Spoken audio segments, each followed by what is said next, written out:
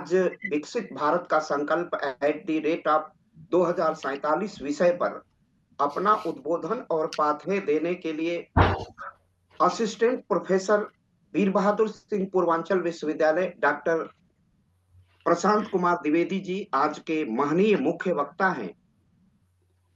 और आप राष्ट्रीय स्वयंसेवक संघ के स्वयंसेवक हैं। आप स्वदेशी जागरण मंच जौनपुर जनपद के जिला संयोजक भी हैं। तो आप राष्ट्रीय भावधारा के एक सशक्त हस्ताक्षर हैं। और हम और डॉक्टर प्रशांत कुमार द्विवेदी जी एक ही विश्वविद्यालय के एक ही डिपार्टमेंट के पढ़े हैं। तो एक विशिष्ट संबंध भी हम लोगों के बीच जुड़ता है, क्योंकि हम दोनों का मातृ संगठन इलाहाबाद विश्वविद्यालय प्रयागराज है। सर्वप्रथम हम अपने अतिथि का परिचय जैसा कि मैंने कराया, इसके साथ ही हम परिचय कराते हैं लोक पहल का। लोक पहल राष्ट्रीय स्वयंसेवक संघ के वरिष्ठ प्रचारकों का एक हस्तक्षेप है, एक सामाजिक हस्तक्षेप है। राष्ट्रीय स्वयंसेवक संघ के वरिष्ठ जो पदाधिकारी हैं, जिसमें लोक पहल के संयोजक के रूप में डॉक्टर विजय कुमार सिंह, जो स्वदेशी जागरण मंच से भी जुड़े हुए हैं और संघ के अत्यंत वरिष्ठ स्वयंसेवक रहे हैं, जिनकी संघ आयु लगभग 50 वर्ष के आसपास होने जा रही है। इसी प्रकार इसके महनीय अध्यक्ष के रूप में डॉक्टर BLR बाबूलाल आर्य, जो प्रयाग विश्वविद्यालय के पूर्व कुल सचिव रह चुके हैं और विश्व के कई विश्वविद्यालयों में उनका योगदान है। इस समय सिंगापुर के विश्वविद्यालय में भी वो प्रशासनिक दायित्व का निर्वहन कर रहे हैं। प्रोफेसर अवनीश पार्थीडकर, जो कि पूर्वांचल विश्वविद्यालय के प्रबंधन में है। प्रोफेसर संतोष कुमार सिंह, जो आयुर्विज्ञान संस्थान सर सुंदरलाल चिकित्सा विज्ञान संस्थान काशी हिंदू विश्वविद्यालय में है। Doctor Rishi Kumar Singh, doctor Bhavesh Dwivedi, doctor Harshmani Singh जैसे महनीय कार्यकर्ता। डॉक्टर ऋषि कुमार सिंह दिल्ली विश्वविद्यालय में सहायक आचार्य हिंदी हैं। इसी प्रकार इसके महनीय कार्यों को देखने वाले क्वातांगो विश्वविद्यालय चीन से डॉक्टर विवेक मणि त्रिपाठी हैं, जो वैश्विक स्तर पर लोक पहल को देखते हैं। लोक पहल, जैसा कि मैं सामान्य परिचय दे दूं, लोक पहल के 5 पंच महाभूत या 5 आदर्श हैं। प्रथम आदर्श के रूप में जिनकी हम गणना करेंगे वह है पूज्य राजेंद्र सिंह उप आख्यान रज्जू भैया। रज्जू भैया राष्ट्रीय स्वयंसेवक संघ के चतुर्थ सर संघ चालक थे। इलाहाबाद विश्वविद्यालय उनकी कर्मभूमि थी और सामाजिक समरसता के लिए जीवन पर्यंत काम करने वाले पूज्य रज्जू भैया हमारे सांस्कृतिक अधिष्ठान हैं। इसी प्रकार राम मंदिर आंदोलन भारत के सांस्कृतिक अवपीड़न को समाप्त करके भारत में एक नई सांस्कृतिक राजनीतिक चेतना के सूत्रधार पूज्य ब्रह्मलीन महंत अवैधनाथ जी हमारे अधिष्ठान है, हमारे आदर्श हैं। आपका एक ध्येय वाक्य अत्यंत सशक्त था। वह था कि भारत में सामाजिक न्याय का अर्थ है हिंदुत्व का संरक्षण, संवर्धन और उसका विकास करना ही सामाजिक न्याय है। डोमराज के घर भोज करके और अब जीवन पर्यंत जो मठ है गोरखपुर का, जो गोरक्ष पीठ है, उसका उद्देश्य ही था सामाजिक समरसता को प्रचारित और प्रसारित करना और उसे कार्य रूप में परिणित करना।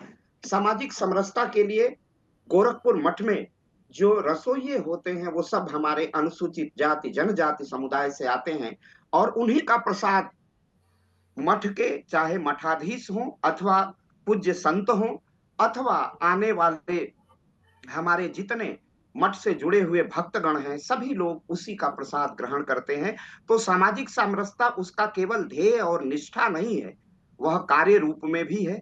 और उस मठ से जुड़ा हुआ जितनी धनराशि होती है, पूर्वोत्तर भारत का आज समस्त सरस्वती शिशु मंदिर में हमारे विद्या भारती से चलने वाले संचालित होने वाले स्कूलों का खर्च उसके ही उत्तरदायित्व से पूरा होता है। तो ऐसा महनीय मठ जो राष्ट्र की एकात्मकता के लिए सदैव प्रतिबद्ध है, ऐसे पूज्य अवैधनाथ जी हमारे मुख्य आदर्शों में से है। राम मंदिर आंदोलन को घर घर पहुंचाकर उसे प्रत्येक हृदय और कंठ का गीत बना देने वाले, कंठ का हार बनाने वाले, स्लोगन बनाने वाले पूज्य अशोक जी सिंघल हमारे महनीय आदर्श है।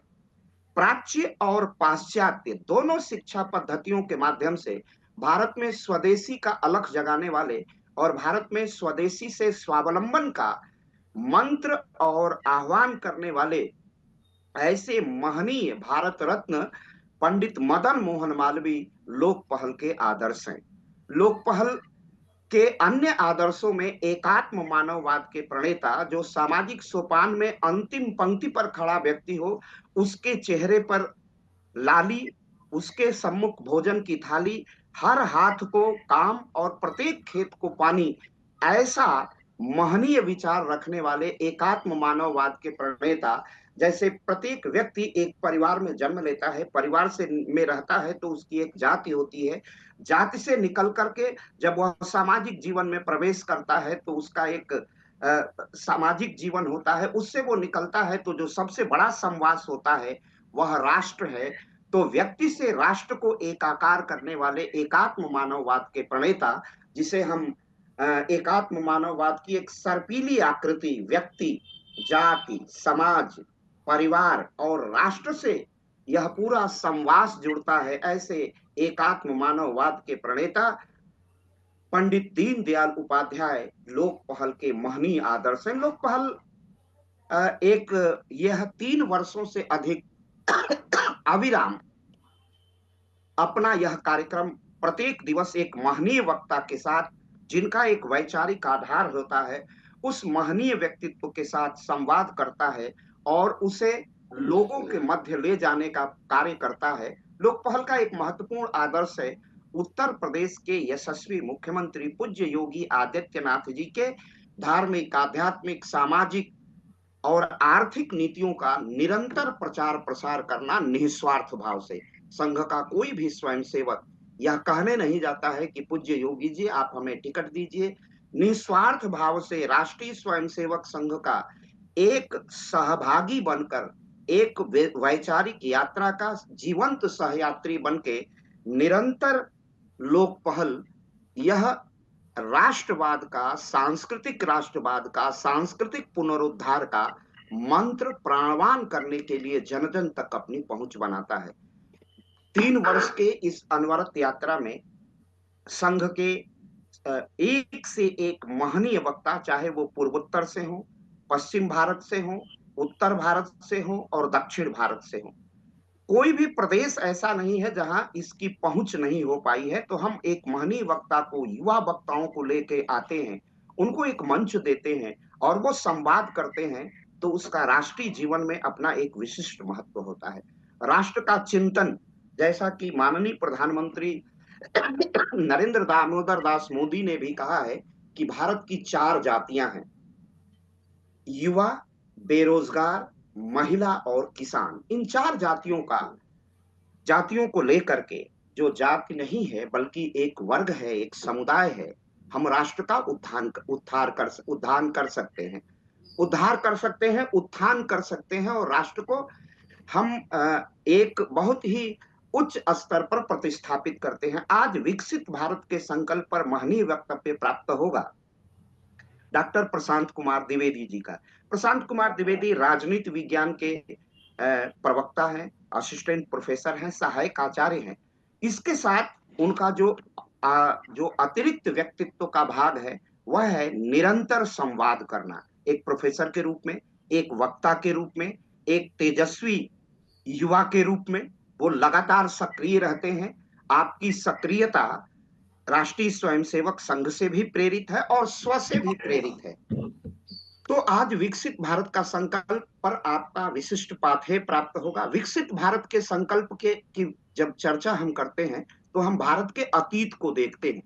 हम 18वीं शताब्दी तक वैश्विक स्तर पर विश्व के ट्रेड में, विश्व के व्यापार में लगभग 40 से 45% का योगदान करते थे और आज भारत सरकार के आधिकारिक वक्तव्य के अनुसार हमारा जो ट्रेड में, विश्व के व्यापार में जो हमारी सहभागिता है वह मात्र और मात्र रह गई है 1.8%।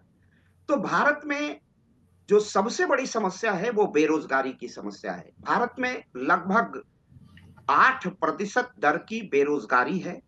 प्रत्येक माह 8 लाख से 9 लाख बच्चे, हमारे युवा छात्र आ जाते हैं बाजार में रोजगार प्राप्त करने के लिए। हमारे पास जो नौकरियों की, सरकारी नौकरियों की जो पूरी संख्या है, वह केवल और केवल 8 करोड़ है, और हमारे पास जो बेरोजगार हैं, वह 40 करोड़ हैं, और 1 अरब 40 करोड़ के आबादी को हम रोजगार नहीं दे सकते हैं। तो भारत का विकास कैसे होगा?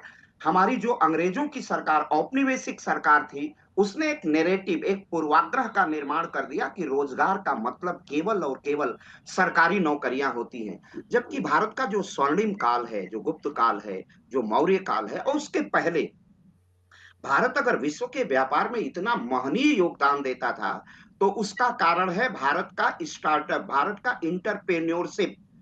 ढाका का मलमल, एक रिंग के अंगूठी से 10 मीटर का वह मलमल का कपड़ा निकल जाता था। मतलब हमारी हमारा स्किल, हमारा हमारा जो स्वरोजगार, हमारा जो उद्यम था, वह विश्व स्तर का था, और उसकी गुणवत्ता वह गुणात्मक भी था और मात्रात्मक भी था। तभी हम विश्व के व्यापार में 45% के सहभागी थे।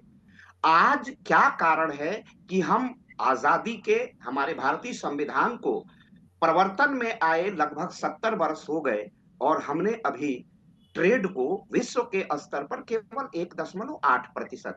तो जो हमारा पाश्चात्य इतिहासकारों ने जो भारत को गढ़ा है एक नेरेटिव कि ये अत्यंत पिछड़ा गरीब देश है, और कैसे हम विश्व व्यापार में 45% थे, भारत के गांव सेल्फ रिलायंस थे। तो इन्हीं विविध पक्षों पर लॉर्ड मैकाले ने उड डिस्पैच में ब्रिटेन की सरकार को, तत्कालीन ब्रिटिश सरकार को, यूनाइटेड किंगडम की सरकार को कहा था कि भारत को, और कॉमन सभा में जो वहां का लोअर हाउस है, कि भारत को तोड़ना मुश्किल है, क्योंकि भारत के गांव सेल्फ रिलायंस हैं, आत्मनिर्भर हैं। तो हमारी आत्मनिर्भरता कहां गई? अतीत से और वर्तमान तक के समस्त समीकरणों को उद्घाटित करने का प्रयास डॉक्टर प्रशांत त्रिवेदी अपने पूरे वक्तव्य में करेंगे। मैंने उस विषय का प्रवर्तन मात्र भर किया है। मैं बहुत विनम्रता से और अपने बहुत ही अनुजवत और बहुत ही प्रियतर डॉक्टर प्रशांत कुमार त्रिवेदी को आमंत्रित करता हूं आज के महनीय वक्तव्य के लिए। डॉक्टर प्रशांत जी, बहुत बहुत धन्यवाद भाई साहब, इस इतने ही प्रतिष्ठित मंच पर बुलाने के लिए एक बार आपको बहुत आभार, और आपने समझा मुझे इस लायक, इसके लिए बहुत बहुत धन्यवाद। अब हम समझने का प्रयास करेंगे, जैसे आपने बताया ही कि 18वीं शताब्दी तक निर्यात इतना ज़्यादा था हमारे पास, और आज 2% से भी कम है। तो ये स्थिति कैसे बनी, और जो हमारा उद्देश्य है वो 2047 तक, यानी कि जब हमारे देश की आज़ादी के 100 वर्ष पूरे हों तो हमारा देश विकसित हो, तो इस विकसित भारत का क्या अर्थ है, और इस विकसित भारत को हम कैसे प्राप्त कर सकते हैं, इसकी क्या विशेषता होना चाहिए, इन सब में मैं अपने वक्तव्य कुछ रखूंगा। हमारा देश आज कहा जाता है कि कृषि प्रधान देश है। एक्चुअल में हमारा देश कृषि प्रधान बना दिया गया अंग्रेजों के द्वारा, हमारा देश कृषि प्रधान नहीं था। हमारा देश उद्योग यानी कि शिल्प प्रधान देश था। हमारे देश में जो 18वीं शताब्दी में पूरे विश्व के जीडीपी का लगभग 24% योगदान था। आज भारत पूरे विश्व के जीडीपी का लगभग 2% 3% ही है। तो ये इसलिए 24% था क्योंकि उद्योग था भारत में। आज भारत में स्थिति क्या है? आज पूरे भारत में उद्योग का जो भारत के जीडीपी में योगदान है वो लगभग 28% है। और जो कृषि कृषि में जहां पर जनसंख्या 50% से अधिक निर्भर है, वहां वो जीडीपी में योगदान कितना दे रहा है? 17-18% दे रहा है।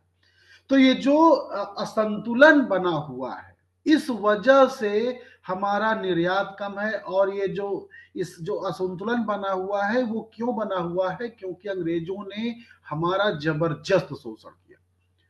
अंग्रेजों ने, जब अंग्रेज आए तो उन्होंने क्या किया कि ऐसी आयात निर्यात की नीति बनाई। पहले तो अंग्रेज, पहले से आपको बताता हूं, पहले अंग्रेज आए थे तो व्यापार करने आए थे। व्यापार किस लिए करने आए थे? क्योंकि यहाँ पर मसाला और कपड़ों का व्यापार बहुत ज्यादा था। तो ये लगातार व्यापार होता रहता था, कोई नई बात नहीं थी। व्यापार तो प्राचीन काल से, रोमन काल से चला आ रहा था। लेकिन ये जब यहाँ व्यापार करने आए, 16वीं शताब्दी में आए, उसके बाद इन्होंने कई 200 साल तक व्यापार किया भी। तो जब व्यापार करके यहाँ से यहाँ आते थे तो उनके पास भारत को देने के लिए कुछ नहीं था। भारत से ले जाने के लिए तो था, लेकिन देने के लिए कुछ नहीं था, क्योंकि भारत के पास सारी औद्योगिक वस्तुएं भी थी, सारी कृषि वस्तुएं भी थी, इसलिए देने के लिए कुछ नहीं था। तो उनको देना पड़ता था बहुमूल्य धातुएं, यानी कि जैसे सोना है, चांदी है। इसलिए भारत एक बन गया सोने की चिड़िया। लेकिन तो उनको लगा कि अगर हम ऐसे देते रहे तो व्यापार बहुत समय तक नहीं चल पाएगा। और धीरे धीरे फिर क्या हुआ कि उनके मन में एक राजनीतिक महत्वाकांक्षा भी जगी, और भारत में जो आर्थिक, अरे राजनैतिक रूप से जो एक तरह से विभाजन हो गया था या विकेंद्रीकरण हो गया था, कह सकते हैं। विकेंद्रीकरण करना ठीक नहीं है, बल्कि एक तरह से फूट पड़ गई थी, उसका लाभ उन्होंने उठाया। और धीरे धीरे जो व्यापार यहाँ बहुमूल्य धातुएं देकर देते थे, उसके स्थान पर यहीं से टैक्स लेना शुरू कर दिया। और फिर इन्हीं यही के पैसे से, बंगाल के पैसे से इंग्लैंड में कुछ मशीनें बनाकर कहा गया औद्योगिक क्रांति हो गई। और फिर धीरे धीरे इन्होंने क्या किया, अपनी आयात और निर्यात की नीति बदली। आयात निर्यात, आयात नीति ऐसी बनाई, अगर आप कच्चा माल निर्यात करते हैं तो 200, 400, 500% आपको टैक्स देना पड़ता था। और अगर बना बना माल जो है, अरे कच्चा माल अगर निर्यात करते हैं तो फ्री ड्यूटी था, और बना बनाया माल निर्यात करते हैं तो 200-300% ड्यूटी लगा दी गई। और इसके उल्टा किया गया, अगर कच्चा माल आयात करते हैं तो ड्यूटी बहुत ज्यादा थी, अगर कच्चा माल निर्यात करते हैं, अरे कच्चा माल आयात करते हैं तो कम ड्यूटी थी। तो ऐसे बना दिया गया कि पूरा यहां से धन बाहर चला जाए। और उसके बाद जो यहाँ शिल्प उद्योग थे उनको धीरे धीरे तोड़ा गया, कच्चे माल के अभाव बनाया गया, उनको कच्चा माल नहीं दिया गया, उनको जबरन बनाया गया। मैं इसका एक उदाहरण देता हूं। आज आप चले जाइए गाँव में, गाँव में आप देखेंगे, विशेष रूप से उत्तर भारत के गाँवों में, दक्षिण भारत में भी, कि गाँव के जो बाहर लोग रहते हैं उनके पास भूमि नहीं है। अगर आप गांव में रहते हो, आपके पास भूमि नहीं है, ये कैसे संभव है? भाई गांव में अगर कोई व्यक्ति है तो पहले तो भूमि एक रहना चाहिए। और तो हुआ क्या था कि ये सब लोग दरअसल औद्योगिक श्रमिक थे, यानी कि ये शिल्पकार थे। और श्रमिक से कहना ज्यादा अच्छा है कि खुद के अपना इनका फैक्ट्री जैसा था। बाद में जब अंग्रेजों ने इन पर जबरदस्ती की तो ये अपने आजीविका के लिए कुछ नहीं मिला, तो ये चले गए गांव और बाहर रहने लगे जाकर। तो ये जो हमारे देश में गांवों का जो इस तरह का हुआ है, ये अंग्रेजों ने, जो यानी कृषि प्रधान देश हुआ है, ये अंग्रेजों ने भारत को बनाया। हमारा देश औद्योगिक प्रधान था, और इसीलिए हमारे देश में जो है बहुत जीडीपी पूरी दुनिया में लगभग 1/4 थी, और निर्यात भी बहुत बड़ी मात्रा में था। तो ये बात हुई। तो ये तो जो आपने एक प्रश्न उठाया था, हमने कहा इसका उत्तर दे दूं कि आखिर ऐसी स्थिति क्यों बनी। अब प्रश्न है कि 2047 तक विकसित भारत कैसे बनेगा। तो विकसित भारत बनने के पहले मैं बताना चाहता हूं विकसित का भारत या विकसित देश का अर्थ क्या है। विकसित देश का अर्थ जो ना, अगर आप सामान्य रूप से देखें तो मन लगाया जाएगा कि जो आज जो OECD देश हैं, जो एक लगभग 30 देशों का समूह है, वैसे देश जो बन जाएं, जैसे स्कैंडिनेवियाई देश हैं, यूरोप के, पश्चिम यूरोप के देश हैं, नॉर्थ अमेरिका के देश हैं, इस तरह के देशों के जहां पर जीडीपी बहुत अच्छी हो और सबके पास न्यूनतम स्तर का जीवन स्तर हो, तो आप जो है बन जाएंगे विकसित देश। मतलब प्रति व्यक्ति आय बहुत अच्छी स्थिति में हो, बेरोजगारी ना हो और गरीबी ना हो, तो ये आप देश विकसित देश बन जाएंगे। और पूरे दुनिया में जितने प्रकार के आज के समय में एक नव उपनिवेशवादी जो मैं कहता हूं कि जो एक मापन शुरू हुए हैं, विभिन्न प्रकार के इंडेक्सेस शुरू हुए हैं, वो भी ऐसे ही दिखाते हैं कि अगर हम पश्चिम यूरोप की तरह बन जाए तो हम विकसित बन जाएंगे। और इसी तरह वो आपका मापन भी करते हैं कि आप उन्हीं की तरफ बढ़िए। तमाम इंडेक्स आते हैं, भारत का स्थान बहुत नीचे रखा जाता है, तमाम नाम से आते हैं, सामाजिक विकास इंडेक्स, स्वतंत्रता इंडेक्स और लोकतंत्र का इंडेक्स, तमाम तरह इंडेक्स आते हैं। तो वो सब बनाने का भारत को प्रयास करते हैं जैसे पश्चिम यूरोप है। लेकिन भारत की अपनी एक महान संस्कृति रही है, प्राचीन भारत से लेकर आज तक एक महान संस्कृति रही है। भारत का अपना कुछ सामाजिक वैशिष्ट रहा है, भारत की अपनी आर्थिक क्षेत्र में भी विशिष्टता रही है।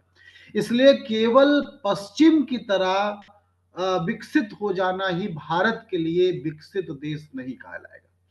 जैसे इसमें मैं इसको कोट करूंगा महात्मा गांधी जी को। महात्मा गांधी जी कहते थे कि भारत के विकसित होने का, भारत के अच्छे होने का स्वरोजगार, जो जो उन्होंने स्वराज कहा, स्वराज का अर्थ ये नहीं है कि अंग्रेज चले जाएं और देश के यहाँ के लोग राज करने लगे।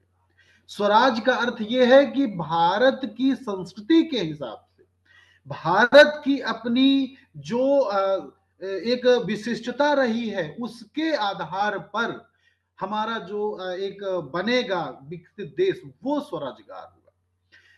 अगर हम देखें पंडित दीनदयाल उपाध्याय जी का, तो उन्होंने जो दिया एकात्म मानववाद, और कहा कि अंत्योदय, जब तक अंतिम व्यक्ति का उदय ना हो तब तक हमारा देश विकसित नहीं हो सकता।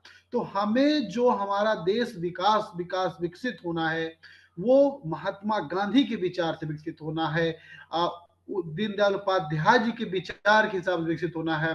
अगर हम देखें अरविंद घोष जी को, तो अरविंद घोष भी कहते हैं कि हमें एक उनका दर्शन है, वो मानव से महामानव बनना है। तो हमें क्या करना है कि महामानव के हिसाब से बनना। जो उनका एक महामानव शब्द है, इसका मतलब कोई और नहीं होता है, इसका अर्थ यही होता है कि एक हमारी जो चैतन्य की अवस्था है वो एक उच्च स्तर की अवस्था हो जाए। तो अरविंद घोष के आदर्श का भारत है वो विकसित भारत होगा। इसके अलावा जैसे हमारे देश में उपयोग किया जाता है विकसित देश के लिए विश्व गुरु बनना।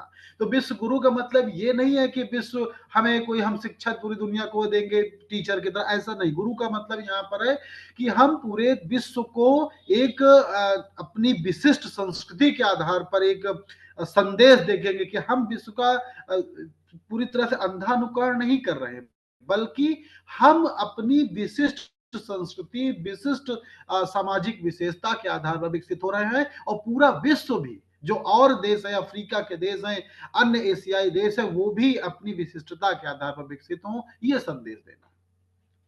तो भारत में विकास, जो विकसित होने का अर्थ है, वो तो आर्थिक आधार पर ये तो है ही है कि बेरोजगारी खत्म हो जाए। भारत में जैसे आपने बताया कि लगभग 6 से 8% बेरोजगारी दर है, और भारत में लगभग इस समय जो जनता है, जिसको कह सकते हैं कि श्रमिक लोग हैं, वो लगभग 55 से 60 करोड़ लोग हैं। भारत की जनसंख्या तो 1,40,00,000 है, लेकिन जो काम करने की स्थिति में है वो लगभग 55 से 60 करोड़ लोग हैं। और भारत में जो सरकारी रोजगार है वो लगभग 2 करोड़ से भी कम है। तो इसलिए, और जो टोटल अगर औपचारिक रोजगार देखा जाए तो 6 से 8 करोड़ रुपए 8 करोड़ लोगों का रोजगार देने की स्थिति में है औपचारिक आधार पर। तो कुल मिलाकर ये केवल नौकरी मिल जाने से बेरोजगारी नहीं खत्म होगी, बल्कि जैसे स्वदेशी जागरण मंच हम लोग करता है कि हमें स्वयं स्वरोजगार अपनाना पड़ेगा। तो जो स्वरोजगार जितने ज्यादा स्थिति में लोग अपनाएंगे और उतना बेरोजगारी खत्म होगी। तो बेरोजगारी खत्म होना विकसित भारत की एक बड़ी पहचान है। दूसरा, सबके पास न्यूनतम साधन हो, न्यूनतम ऐसा होना चाहिए कि उसके पास ऐसा ना हो कि उसके पास न्यूनतम चीजें ना हो। न्यूनतम का मतलब केवल रोटी कपड़ा मकान से नहीं है। न्यूनतम का मतलब है कि जैसे उसके पास शिक्षा के लिए भी वो पूरा अनुकूल स्थिति हो, स्वस्थ उसका खराब हो, स्वस्थ के लिए स्थिति हो। जैसे आज के समय में इंटरनेट है तो वो भी उसके पास हो। यानी कि जो एक सामान्य औसत दर्जे का जो व्यक्ति हो सकता है, यानी कि बहुत उच्च लग्जरी वस्तुएं नहीं, लेकिन हाँ, अभाव ना रहे। तो मोटा मोटा अगर देखा जाए तो हमारे देश की आज की औसत प्रति व्यक्ति जो आय है वो लगभग अगर स्थिर कीमतों में देखा जाए तो लगभग 1.5 लाख है, 1.5 लाख है, और ऐसे तो 2 लाख के आसपास है। तो ये जो प्रति व्यक्ति आय है ये लगभग 10 लाख होनी चाहिए आज की स्थिति में। अगर प्रति व्यक्ति आय 8 लाख जो हमारे देश में सीमा रखी गई है क्रीमी लेयर की, मैं 10 थोड़ा ज्यादा कह सकता हूं, लेकिन 8 से 10 लाख हो जाना चाहिए। 8 से 10 लाख प्रति व्यक्ति आय हो, और ये प्रति व्यक्ति आय आर्थिक असमानता के साथ ना हो बल्कि आर्थिक समानता के साथ हो, तो ये विकसित भारत होगा। तीसरी बात यह है कि देश में स्वास्थ्य के लिए किसी को इधर उधर टहलना ना पड़े, उसके पास सरकारी तंत्र के साथ, और जैसे देश में इस समय जो बहुत अच्छी एक योजना है आयुष्मान भारत जैसे, यानी इंश्योरेंस की तरह से सबके पास स्वास्थ्य की पहुंच हो, स्वास्थ्य तक सबके पास पहुंच हो। वो कोई अगर बुखार से देश से मर जा रहा है, कोई डेंगू से मर जा रहा है, मलेरिया से मर जा रहा है, तो ये भारत के लिए अच्छी स्थिति नहीं है। ऐसे में भारत विकसित भारत नहीं बन सकता। बल्कि कोई बहुत ऐसा नहीं कि मर नहीं सकते, लेकिन जब बहुत ही गंभीर बीमारी हो उस स्थिति में कोई किसी की डेथ होती है तो ठीक है, लेकिन अगर आप नॉर्मल बीमारी में आपकी डेथ हो जाती है तो ये एक गरीब देश का लक्षण है। तो आपके पास स्वास्थ्य की पहुंच होनी चाहिए, हर व्यक्ति के पास स्वास्थ्य की पहुंच होनी चाहिए, और ये नहीं कि किसी के पास पैसा है या नहीं है, स्वास्थ्य तक पहुंच हर व्यक्ति की होनी चाहिए। तो ऐसा देश हमारा विकसित देश होगा। तीसरी बात है शिक्षा। शिक्षा तक पहुंच सबकी होनी चाहिए। कोई ऐसा नहीं कि हर व्यक्ति को पीएचडी करनी है, हर व्यक्ति को नहीं पढ़ाई करनी होती है, हर व्यक्ति को पढ़ना भी जरूरी नहीं होता है, लेकिन अगर व्यक्ति चाहे तो वो पढ़ सके। अगर व्यक्ति नहीं चाह रहा है तो जो एक प्राथमिक शिक्षा है, जो हाई स्कूल इंटर तक या ग्रेजुएशन तक उतना ही हो उसके पास हो जाए। अगर वो आगे नहीं पढ़ना चाहता तो ना पढ़े, लेकिन अगर चाहता है तो उसके पास स्थिति होनी चाहिए, और जिस स्ट्रीम में पढ़ना चाहता है, जो कोर्स करना चाहता है, वो उसके पास स्थिति होनी चाहिए। हर व्यक्ति पढ़ेगा ऐसा जरूरी नहीं है, लेकिन हर व्यक्ति के पढ़ने की स्थिति होनी चाहिए, ये जरूरी है। इसके बाद महत्वपूर्ण है कि हर व्यक्ति के पास सामाजिक सुरक्षा होनी चाहिए। सामाजिक सुरक्षा ये जैसे कोई व्यक्ति अकेला है परिवार में तो उसके पास भी आय के न्यूनतम साधन होने चाहिए। कोई व्यक्ति वृद्ध है तो उसके पास भी न्यूनतम साधन होने चाहिए। तो सामाजिक सुरक्षा होना एक बहुत महत्वपूर्ण बात है। आज हमारा देश देखिए, ये अच्छी बात नहीं है कि हमको 5 किलो अनाज देना पड़ा है। 5 किलो अनाज देना पड़ा है, ये सरकार की उपलब्धि जैसे कहते हैं कि बहुत बड़ी उपलब्धि है। दरअसल ये उपलब्धि नहीं है, ये दिखाता है कि हमारा देश अभी गरीब है। तो हमको ही 5 किलो अनाज ना देना पड़े, जिस दिन ये स्थिति आ जाएगी कि हमको आवश्यकता ही नहीं है 5 किलो अनाज देने की, अगर देना की आवश्यकता भी है तो कुछ बहुत ही गरीब जैसे बहुत भिखारी जैसे लोग हैं, मान लिया वो नहीं स्थिति उनकी थी, उनको देना पड़े तो समझ में आता है। लेकिन हमारे देश में लगभग जो सरकार मान के चलती है 60 से 80 करोड़ लोग दिया जा रहा है, ये स्थिति अच्छी नहीं है, ये जो है विकसित भारत नहीं है।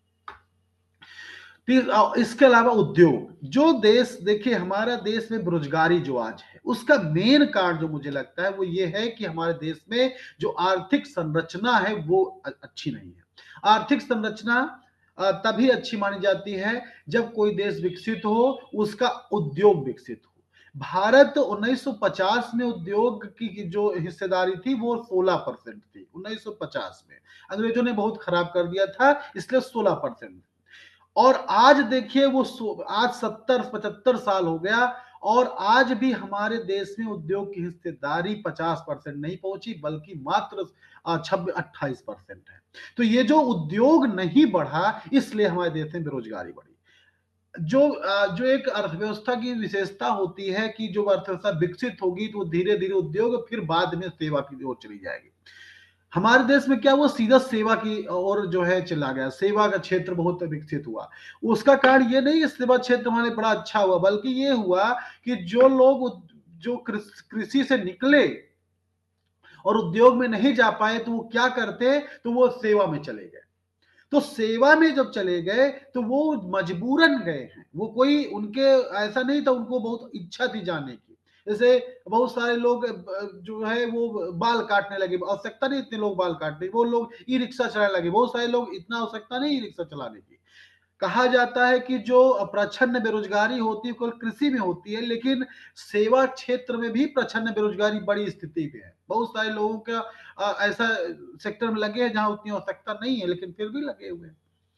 तो जब तक हमारे देश में बेरोजगारी तब तक खत्म नहीं हो सकती जब तक कि औद्योगिक जो उद्योग का जीडीपी में योगदान है वो लगभग 50% ना हो जाए। और इसको करने के लिए मेक इन इंडिया जैसे कार्यक्रम लाए गए हैं, स्टैंड अप इंडिया कार्यक्रम लाए गए हैं, लेकिन उतना सफल आज भी नहीं दिख रहे हैं जिसे और सफल होना जरूरत है। और उद्योग के तरफ बढ़ेंगे तभी जब हमारे देश में कौशल विकास होगा। बड़ा दुर्भाग्य है हमारे देश का कि हमारे देश में कौशल, लोगों को कौशल लेने में बड़ी समस्या है। बहुत सारे लोग कौशल नहीं लेते हैं, मतलब वो लोग नॉर्मल बीए बीएससी भी काम कर लेंगे, नॉर्मल पढ़ाई कर लेंगे, लेकिन किसी का एक विशेष कौशल कुशलता से प्रशिक्षित नहीं होते हैं। जैसे साउथ कोरिया है या जापान है, अमेरिका है, यहाँ पर लगभग 80 से 90-95% लोग प्रशिक्षित हैं, कौशल कुशल रोजगार है। भारत में मात्र 4 से 6% कुशल रोजगार है। तो ये जो स्थिति है, इस कुशलता के अभाव ने क्या किया है, भारत को गरीब बना रखा है। अगर हमारा देश सभी लोग प्रशिक्षित हो जाएं, हमारे जो नई शिक्षा नीति में है उसमें कुशलता को जोड़ा गया है, हाई स्कूल में भी जोड़ा गया है और हायर एजुकेशन में बीए बीएससी बीकॉम के साथ भी जोड़ा गया है। लेकिन मैं चूंकि खुद उसमें हूं तो मैं इसको अच्छे समझ रहा हूं, लेकिन वो भी एक नाम का रह गया है, अभी भी ढंग से लागू नहीं हो पा रहा है, बहुत सारी जगह लागू नहीं हो रहा, कागजों पर ही चल रहा है। कौशल विकास योजना के लिए भारत सरकार बहुत महत्वाकांक्षी स्कीम लाई, कौशल विकास योजना, और उस पर बहुत पैसा खर्च किया, लेकिन फिर भी उस तरफ लोगों का ध्यान न जाने के कारण वो भी केवल सर्टिफिकेट बांटने का स्थान बन गया। ये दुर्भाग्य है। जैसे मैं आपको एक उदाहरण देकर समझाता हूं कि जैसे हमारे देश में पैसे कमी नहीं थी, लेकिन लोगों का जो मंतव्य था वो नहीं था इस ओर, इसलिए स्वच्छ भारत अभियान पहले सफल नहीं हुए थे। इस पिछले 10 साल में जो एक बहुत बड़ी क्रांति हमारे देश में आई कि हर हर व्यक्ति अब घर में शौचालय बनाने की इच्छा रखता है, उसके पास छोटा घर रहेगा शौचालय रहेगा।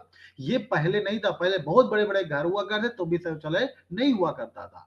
तो ये एक मानसिक परिवर्तन है। इसी तरह हमको कुशलता में एक मानसिक परिवर्तन लाना पड़ेगा और विकसित भारत तभी बन सकता है जब हम कम से कम आधे से ज्यादा लोग प्रशिक्षित हो जाए, शिक्षित हो जाए और कुशलता प्राप्त कर ले।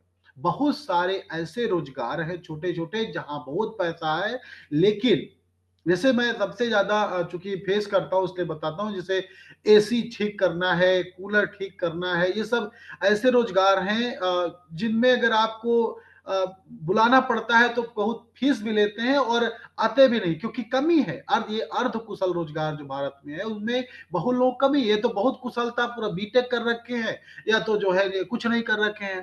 भारत में आईटीआई भी बहुत सफल नहीं रहे, पॉलिटेक्निक बहुत सफल नहीं रहे। तो ये जो पॉलिटेक्निक करने के बाद भी, आईटीआई करने के बाद सब लोग सोचते हैं कि हमको कहीं ना कहीं रेलवे में नौकरी मिल जाए। तो नौकरी करना अपने आप में कोई बहुत अच्छी बात नहीं होती है, हालांकि बहुत सारे लोग, मैं खुद भी नौकरी कर रहा हूं, लेकिन अगर आपको विकसित देश बनाना है तो केवल नौकरी पर निर्भर नहीं रहा जा सकता, हमको स्वरोजगार बनाना होगा, और स्वरोजगार के लिए कौशल विकास बहुत जरूरी है। तो एक बहुत बड़ा पक्ष इसमें थोड़ा ज्यादा मैं बताया, क्योंकि ये मुझे बहुत ही चिंता रहती है इस चीज की कि अगर यहाँ सही हो जाए तो बहुत चीजें अपने आप सही हो सकती है। तो इसके अलावा क्या होना चाहिए कि हमारा विकसित भारत तभी बनेगा जब हमारी संस्कृति, ये तो मैं आर्थिक संरचना आपको बता दिया, लेकिन हम इस सारे करने के बाद भी अगर हम अपनी संस्कृति को संरक्षित नहीं कर पाए, हम अपने धर्म को संरक्षित नहीं कर पाए, हम अपनी जीवन शैली को संरक्षित नहीं कर पाए, तो हम विकसित देश नहीं बन पाएंगे। हम एक नकल करते हुए, और नकल करने वाला कभी भी जिसके नकल करता है उससे श्रेष्ठ नहीं बन सकता। हम श्रेष्ठ तभी बन सकते हैं जब हम खुद मौलिक बनेंगे। तो हमको क्या करना होगा, हमें अपनी संस्कृति, हमें अपने धर्म, हमें अपने इतिहास से सीखना होगा और उसी के पथ पे चलना होगा। हम विकसित देश बने, लेकिन उसी विचार के आधार पर बने। तब हम जाकर, अगर हम विकसित देश बन के अगर हम सोचेंगे अमेरिका बन जाए, तो हम अमेरिका कभी नहीं बन सकते। हम सोचेंगे पश्चिमी यूरोप बन जाए, इंग्लैंड बन जाए, तो हम कभी नहीं बन सकते। लेकिन हम अच्छे भारतीय जरूर बन सकते हैं, और पूरी दुनिया में वही व्यक्ति वही व्यक्ति श्रेष्ठ माना जाता है जो असली जो उसका अपनी पहचान जिसकी है। मैं कभी कभी देखता हूँ यूएन का जो मीटिंग होती है, सितंबर में हर साल होती है, उसमें बहुत सारे अफ्रीकी देश तमाम अजीबो गरीब अपना जो है पहनावा पहनकर बैठे रहते हैं, और अपनी लैंग्वेज में बात करते हैं। मुझे बड़ा अच्छा वो लगता है, क्योंकि इससे वो दिखाई देता है कि वो अपनी अपनी संस्कृति को नहीं छोड़े हुए हैं, आज भी अपनी पहनावे को नहीं छोड़े हुए हैं, आज भी वो क्या है अपनी जो है भाषा को नहीं छोड़े हुए हैं। देखिए आपने अपनी अगर हम अपने भाषा को छोड़ दिए, हम अपने पहनावे को छोड़ दिए, हम अपने खान पान को छोड़ दिए, हम फिर विकसित देश नहीं बन सकते। हम विकसित तभी बन सकते हैं जब हम अपने पहनावे पर गर्व करें, हम अपने जो खान पान है उस पर गर्व करें, हम अपने जो संस्कृति है, परंपराएं हैं, उस पर गर्व करें। हमारा देश एक कह सकते हैं, भारत में जैसे प्रधानमंत्री जी ने कहा, हमारे देश में एक औपनिवेशिक मानसिकता आज भी बनी हुई है। और भारत के जो प्रधानमंत्री जी ने पंचप्रण लिए, उनमें सबसे बड़ा यही है कि हमारे देश में औपनिवेशिक मानसिकता को खत्म करना है। तो औपनिवेशिक मानसिकता क्या करती है कि आपको अपनी भाषा, अपनी संस्कृति, अपने पहनावे, अपने जो खान पान है, उसके प्रति आपको हीन भावना पैदा कर देती है। और अगर आपको अपनी ही भाषा, अपनी ही संस्कृति के प्रति हीन भावना पैदा हो गई, तो आप फिर विकसित नहीं बन सकते। आप फिर किसी और को बनने के चक्कर में, हम किसी और की नकल करने का प्रयास करेंगे, तो हम उसकी तरह तो कभी पूर्ण बन नहीं पाएंगे, और हम अपनी तरह भी नहीं बन पाएंगे। तो हमको इस तरफ भी ध्यान देना होगा कि हमें अपनी संस्कृति, अपने भाषा पर कभी भी हीन भावना नहीं अपनाना होगा, हमको इस पर गर्व करना होगा।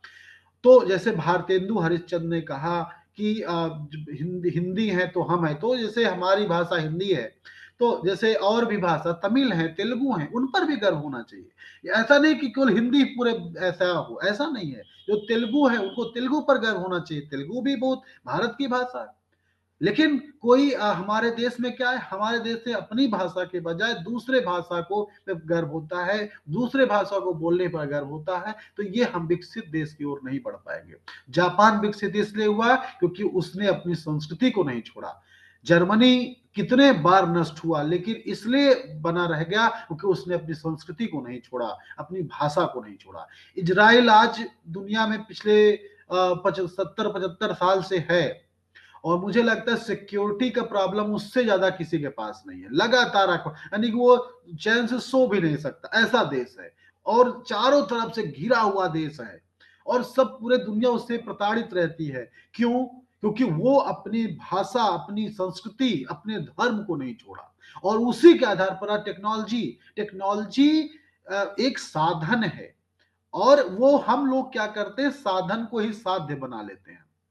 तो विकसित भारत में क्या करना है हमको, हम अपनी संस्कृति को ना छोड़े, अपनी भाषा को ना छोड़े, और साथ ही साथ उच्च स्तर की वैज्ञानिक क्षमता भी विकसित करें। तो एक जो मैं इसका एक अगला पॉइंट महत्वपूर्ण है विकसित भारत का, कि हमारा जो विज्ञान और प्रौद्योगिकी है वो उच्च स्तर की होनी चाहिए। जैसे अब चौथी औद्योगिक क्रांति चल रही है, जिसमें एआई का प्रयोग है, रोबोट्स का प्रयोग है, नैनो टेक्नोलॉजी है। इन सब में हम बहुत ही अग्रणी बन सकते हैं। 6G आने वाला है, 5G, तो इन सब टेक्नोलॉजी में हम बहुत आगे बढ़ सकते हैं। हमें इस चीज को थोड़ा से समझना होगा कि हम पिछड़ गए थे, लेकिन हमने जितना विकास किया है, मैं तो कभी कभी देखता हूं कि देश हमारा कितना विकास कर रहा है। अब मैं इस पर आता हूं कि बन सकते हैं कि नहीं बन सकते। इसके लिए मैं आपको थोड़ा से हल्का तो 10 साल 15 साल का इतिहास बताना चाहता हूं। मैं मेरी उम्र 30-32 साल है, और मैं बचपन में गांव में रहा हूं, और मैं देखता था कि उस समय कई घर, गांव के बहुत सारे घर कच्चे हुआ करते थे, सड़कें गांव में नहीं थी, बिजली गांव में नहीं थी, और साइकिल्स भी सबके पास नहीं थे। लेकिन पिछले 10-15 साल से ही मैं ऑब्जर्व करता हूँ, गाँव में जाता हूँ, केवल अपने ही गाँव में नहीं, बहुत सारे गाँव में भ्रमण करने का मुझे अवसर प्राप्त होता है और विभिन्न कार्यों की वजह से जाता हूँ। तो मैं जहाँ जाता हूँ, मैं एक चीज़ देखने का प्रयास करता हूँ कि यहाँ पर इनकी जीवन स्थिति कैसी है। तो आज मैं देखता हूँ गाँवों को, तो हर गाँव में आप चले जाइए, किसी गाँव चले जाइए, लगभग हर घर, लगभग क्या, लगभग पूरा घर, सबके घर में कम से कम पक्की ईंट का तो बना ही हुआ घर। तो घर अच्छे बन गए हैं सबके पास। अगर आप घरों में चले जाइए, घर के अंदर देखिए, तो उनके पास टू व्हीलर या 2-4% लोगों के पास फोर व्हीलर भी आपको मिल जाएगी। आप गांव में चले जाइए, पहले गांव में आज से 10-15 साल पहले ही बैलों से खेती होती थी, लेकिन आज मशीनीकृत खेती हो गई है। यानी कि आज हर चीज लगभग जो है मशीनों से हो रहा है, यानी ट्रैक्टर से और आदि से हो रहा है। उत्तर भारत में सिंचाई के साधन भी पहले से अपेक्षा बहुत बढ़ गए हैं। अगर आप देखेंगे, हर घर में बिजली है, हर घर में टीवी है, हर घर में, और अगर जो एक ड्यूरेबल गुड्स की बात किया जाए, जैसे एसी, रेफ्रिजरेटर, ये सब चीजें जो एक भौतिक चीजों की एक होता है कि हाँ, इसके आधार पर इनके पास होगा तो थोड़ा सा पैसे वाले ही होंगे, यानी कि स्थिति होगी, पैसे वाले नहीं कहेंगे, स्थिति ठीक होगी। तो ड्यूरेबल गुड्स भी जो है वो भी आपको देखेंगे कि हर घर में लगभग आपको मिल जाएगा। और हर गांव सड़क से जुड़ा हुआ है, हर गांव में बिजली है, हर गांव, हर व्यक्ति घर में एक नहीं, जितने मेंबर उतने मोबाइल फोन से, उससे ज्यादा ही मोबाइल फोन्स भी हैं, लेकिन इंटरनेट तक लगभग सबकी पहुंच है। तो ये जो सब दिखा रहा है, मैं देखता हूं, लोग कहते थे कि आज से लगभग 25-30 साल पहले कभी जो है गांवों में क्या होता था कि सबके पास उतने ज्यादा कपड़े भी नहीं हुआ करते थे। मतलब ज्यादा साल नहीं है, मैं जब हमारे बाबा लोग बताते हैं कि कभी कभी 2-4, 1-2-3 जोड़ी कपड़े हो जाते, आज लगभग हर व्यक्ति के पास 10-10, 20-20 जोड़ी कपड़े उसके पास विभिन्न प्रकार के रखे रहते हैं। तो ये जो, मतलब बहुत छोटी चीज मैं बता रहा हूं, मतलब ऑब्जर्व करिए तो आपको इस चीजों का महत्व समझ में आएगा। तो चाहे रोज के वस्तुएं हैं जो आप उपयोग करते हैं, उन सब का आप देखेंगे, यानी कि हमारे गांवों में और हमारे शहरों में मैं देख रहा हूं, जहां पर हर शहर में पानी तक नहीं था, आज हर गांव में पानी पहुंच रहा है टुल्लू नल से। हर गांव में गैस, और हर शहरों में हर घर में गैस पहुंच रही है। तो ये, और पूरे भारत में देखा जाए तो इंफ्रास्ट्रक्चर बहुत अच्छे हुए, रेलवे स्टेशन बहुत अच्छे हुए, रेलवे का नेटवर्क अच्छा हुआ है, सड़कें अच्छी हुई हैं, हाईवे, एक्सप्रेसवे बहुत अच्छे हुए हैं। तो ये जो चीजें दिखा रही हैं, आप देखेंगे कि पिछले 20 साल 30 साल में जो इतना जबरदस्त परिवर्तन हमारे गांवों में, हमारे शहरों में दिखता है। ये परिवर्तन हर व्यक्ति नहीं देख पाता, क्योंकि हर व्यक्ति आगे देखता है कि अरे हमारे पास ये नहीं है, हमारे पास ये नहीं है। ये देख रहे अगर आप व्यक्ति क्या हो गया, तो उसको समझ में आएगा बहुत चीजें हो गई। तो ये जो हो रहा है, इससे मेरा अनुमान, ये मैं इसलिए इसको सबको बताया कि अगर ये 20 साल 30 साल में इतना स्थिति अच्छी हो सकती है, तो हर देश, जैसे इंग्लैंड विकसित हुआ तो लगभग 200 साल लगे, अमेरिका विकसित हुआ लगभग 200 साल लगे उसको, पश्चिम यूरोप में जितने देश है जो आज बड़े विकसित देश आप कहते हैं, पूरी दुनिया को औपनिवेशिक ताकतों के आधार पर पूरी दुनिया का शोषण किया, उसके बाद भी 100 से 150 साल 200 साल लगे विकसित होने में। लेकिन अब नए देशों में से चाइना विकसित हुआ तो लगभग 20 साल 30 साल में काफी आज विकसित श्रेणी में चाइना आ चुका है। तो वैसे ही भारत भी 2047 तक जरूर आ सकता है। अभी नीति आयोग का जो रिपोर्ट में देख रहा था कि पिछले 10 साल में लगभग 25 करोड़ लोगों को गरीबी से बाहर निकाला गया है। आज अगर हम वर्ल्ड बैंक के हिसाब से देखें तो हमारे देश में गरीबी 10% से कम हो गई है। अगर हम जो एक यूएनडीपी का एक मानक आता है, जो मल्टी डायमेंशनल पॉवर्टी इंडेक्स, जो ज्यादा एक्यूरेट है मानव ह्यूमन डेवलपमेंट इंडेक्स से, वो तो 3 ही नापता है, वो 10 मापक में नापता है। तो मल्टी डायमेंशनल पॉवर्टी इंडेक्स में के हिसाब से भारत की गरीबी 10% से कम हो गई है। तो ये जो हमें जो इंडेक्स दिखा रहे हैं और नीति आयोग लगातार इनके जो तमाम सर्वेक्षण करता है, इसके आधार पर देखा जाए तो हमारे देश में आज स्थिति बहुत भयावह नहीं है जैसे कि आज से 20 साल 10 साल 15 साल पहले हुआ करती थी। आज स्थिति हमारी बहुत अच्छी है, बस हमको इस दिशा में आगे बढ़ते रहना। इसके लिए जरूरी है हम विकसित बिल्कुल हो सकते हैं। मेरा भी जैसे डॉक्टर एपीजे अब्दुल कलाम जी का तो ये सपना था कि 2020 तक ही भारत विकसित हो सकता है। उनके हिसाब से उन्होंने एक किताब भी लिखी थी, उसके हिसाब चला जाता तो, लेकिन 2020 तो चला गया, लेकिन 2047 लगभग अभी 20-22 साल है, 23 साल लगभग है, और 22-23 साल में अगर हम देखें तो हम अगर इसी स्पीड से लगभग जो हमारी अर्थव्यवस्था की स्पीड है लगभग 6 से 8% 9% जो जीडीपी ग्रोथ रेट है, अगर हम जीडीपी ग्रोथ रेट को इतना ही बनाए रखें और अगर जीडीपी ग्रोथ रेट बनी रहेगी, साथ ही साथ महंगाई अगर कम रहेगी, तो हम जरूर बेरोजगारी को भी पालेंगे, निपट लेंगे उससे, और गरीबी से भी निपट लेंगे। और पिछले 10 साल में मैं तो मुझे याद है पिछले 10 साल में जितना इंफ्रास्ट्रक्चर उत्तर भारत में, विशेष उत्तर प्रदेश, बिहार, मध्य प्रदेश, सब जगह मैं गया हूँ। इन सारे स्टेट्स में मैं टहल भी चुका हूँ। बिहार में, बिहार इसमें थोड़ा अभी खराब है, अन्यथा उत्तर प्रदेश में कहीं भी ऐसा नहीं 20 किलोमीटर में कोई एक्सप्रेस वे हाईवे ना हो, ऐसा हो ही नहीं सकता। तो जो इंफ्रास्ट्रक्चर इतना तेज तैयार हुआ है, ये जरूर हमको विकसित भारत बना सकता है। आर्थिक मामलों में तो हम बहुत अच्छे से आगे बढ़ रहे हैं। आर्थिक मामलों में हम लगातार विकसित भारत बनने की ओर बढ़ रहे हैं। हमारा निर्यात भी लगातार बढ़ सकता है। पिछले 10 साल में, पिछले 10 साल पहले 2014 में अगर हम देखें तो हमारा जो जीडीपी था पूरी दुनिया में 12वें स्थान पर था। आज हम 5वें स्थान की अर्थव्यवस्था है और लगभग 2 साल के अंदर हम तीसरे स्थान की अर्थव्यवस्था बन सकते हैं 2027 तक। तो ये जो हमारा एक अनुमान है, अगर हम इसी हिसाब से चले तो हम बन सकते हैं। लेकिन केवल आर्थिक पहलू नहीं, जैसे मैंने विकसित भारत के समय बताया कि केवल आर्थिक पहलू नहीं, हमें सांस्कृतिक और सामाजिक पहलू पर भी ध्यान देना होगा। हमारे देश में जो आज सामाजिक पहलू हो वो बड़ा महत्वपूर्ण है। आज जाति प्रथा जो हमारे देश में रही है वो तो बहुत कमजोर हुई है, बहुत ज्यादा कमजोर हुई है, लेकिन जातिवाद पिछले कुछ वर्षों से फिर से लगातार बढ़ रहा है। तो ये जो जातिवाद बढ़ रहा है, इसके कारण समाज में एक तरह से वैमनस्य बढ़ रहा है, समाज में एक दूसरे के प्रति एक वैर भाव बढ़ रहा है। ये सामाजिक विघटन की ओर ले जाएगा। तो इसमें जो जातिवाद है इस पर हमें थोड़ा से किस कैसे भी जैसे हो सकता है वैसे कम करने का हमें प्रयास करना होगा। एक तो ये बात है।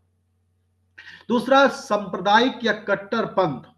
ये जो कट्टरपंथ बढ़ रहा है हमारे देश में, बहुत जगह आप देखेंगे दंगे बहुत नहीं हुए पिछले 10 साल में, लेकिन जैसे अभी संभल में हुआ या ऐसे कहीं पर होता है थोड़ा बहुत जो हुआ है, लेकिन दंगे नहीं हुए इसका मतलब ये नहीं कि कट्टरपंथ बढ़ा नहीं है। ये तो दंगे तो होना, तो ये हुआ कि चोट लग गई, लेकिन अंदर अंदर से कट्टरपंथ पिछले कुछ वर्षों से बढ़ा है। ऐसा कई क्षेत्रों में आप देख सकते हैं, मीडिया में जो लोगों का वक्तव्य आता है उसके आधार पर देख सकते हैं, तमाम चीजें देख सकते हैं। तो हमें इस कट्टरपंथ को थोड़ा से कम करने का प्रयास करना होगा। और कम करने का बहुत सरल तरीका है। मैं एक कल अभी पढ़ रहा था तो मैं एक स्टडी में मेरे दिमाग में एक चीज आई कि बांग्लादेश, जैसे बांग्लादेश में है, तो बांग्लादेश में कट्टरपंथी जैसे जो वहां ताकत है जमाते इस्लामी, वो कब्जा कर ली अगस्त में। लेकिन मेरे दिमाग में ये आया कि आखिर उसने कब्जा क्यों किया। कब्जा इसलिए किया क्योंकि वो लोकतांत्रिक तरीके से नहीं आ सकती थी। इसका ये मतलब है कि बहुत बड़ी संख्या में लोग कट्टर नहीं हैं, मतलब कुछ 4-6% लोग कट्टर हैं, और वो 4-6% लोग कट्टर जो है वो दिखाते हैं कि पूरा समुदाय कट्टर है। ऐसा बिल्कुल नहीं पूरा समुदाय कट्टर है। वो 4-6% लोग पूरे समुदाय का प्रतिनिधित्व ऐसा करते हैं जैसे लगता है कि वही है तो पूरा समुदाय है। हमको ये चीज को, हमारे न्यूज चैनल वाले भी, हमारे देश कट्टरपंथ बढ़ने का बहुत बड़ा कारण ये भी है कि हमारे न्यूज चैनल वाले केवल उन्हीं को लेते हैं और उन्हीं से डिबेट भी करवाते हैं जो कट्टरपंथ है। तो उससे लगता है कि नहीं सब ऐसे ही हैं, एक्चुअल में ऐसा है नहीं। अगर हम थोड़ा सा इस पर काम करें तो हम ऐसे लोगों को आगे बढ़ाएं जो वाकई अच्छे व्यक्ति लोग हैं, तो हम उस एक नैरेटिव बना सकते हैं। आज जो हमारे देश में लोकतंत्र है और जो हमारे देश चुनाव होता है और उसमें जो वोट पड़ता है, तो वोट में नैरेटिव्स का बड़ा महत्व है। तो हमें नैरेटिव्स चेंज करना पड़ेगा और बहुत सारे लोग जो नैरेटिव फैलाया जाता है उसके साथ नहीं होते हैं, लेकिन हमको लग जाता है कि हाँ उसी के साथ है। ठीक है, तो ये एक बहुत बड़ा जो समस्या है इसको भी खत्म की जा सकती है।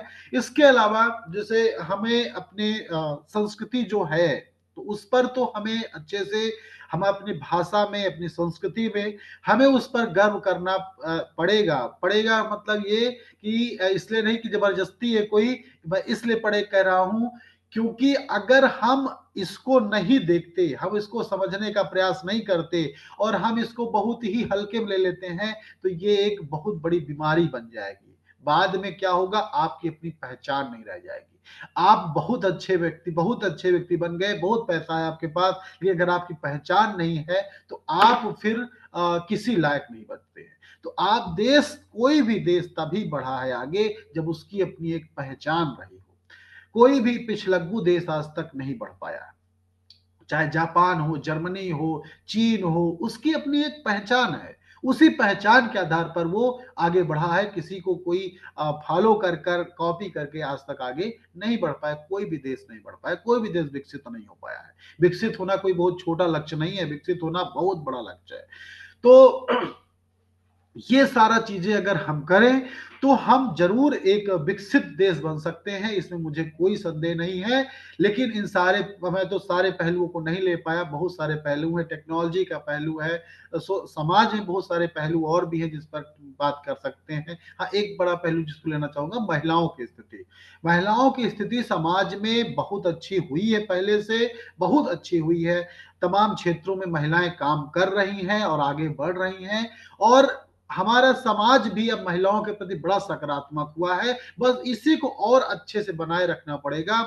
और अब तो महिला बंधन जो अधिनियम आया है उसके बाद तो अब राजनीति में भी महिलाओं की भागीदारी बढ़ जाएगी, और राजनीति में महिलाओं भागीदारी बढ़ेगी तो जरूर उनको फायदा और होगा, और हमारी जो मातृशक्ति है वो बहुत तेजी से आगे बढ़ेगी। ये पूरा मुझे विश्वास है।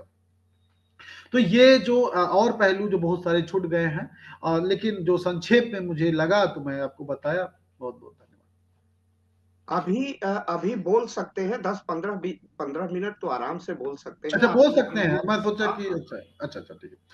तो मुझे लगा कि थोड़ा से जरूरत हुआ, तो दो चार पहलुओं पर मैं और आपको करना चाहूंगा कि सबसे बड़ा महत्वपूर्ण हमारे देश में अगर हमको विकसित भारत बनना है तो टेक्नोलॉजी।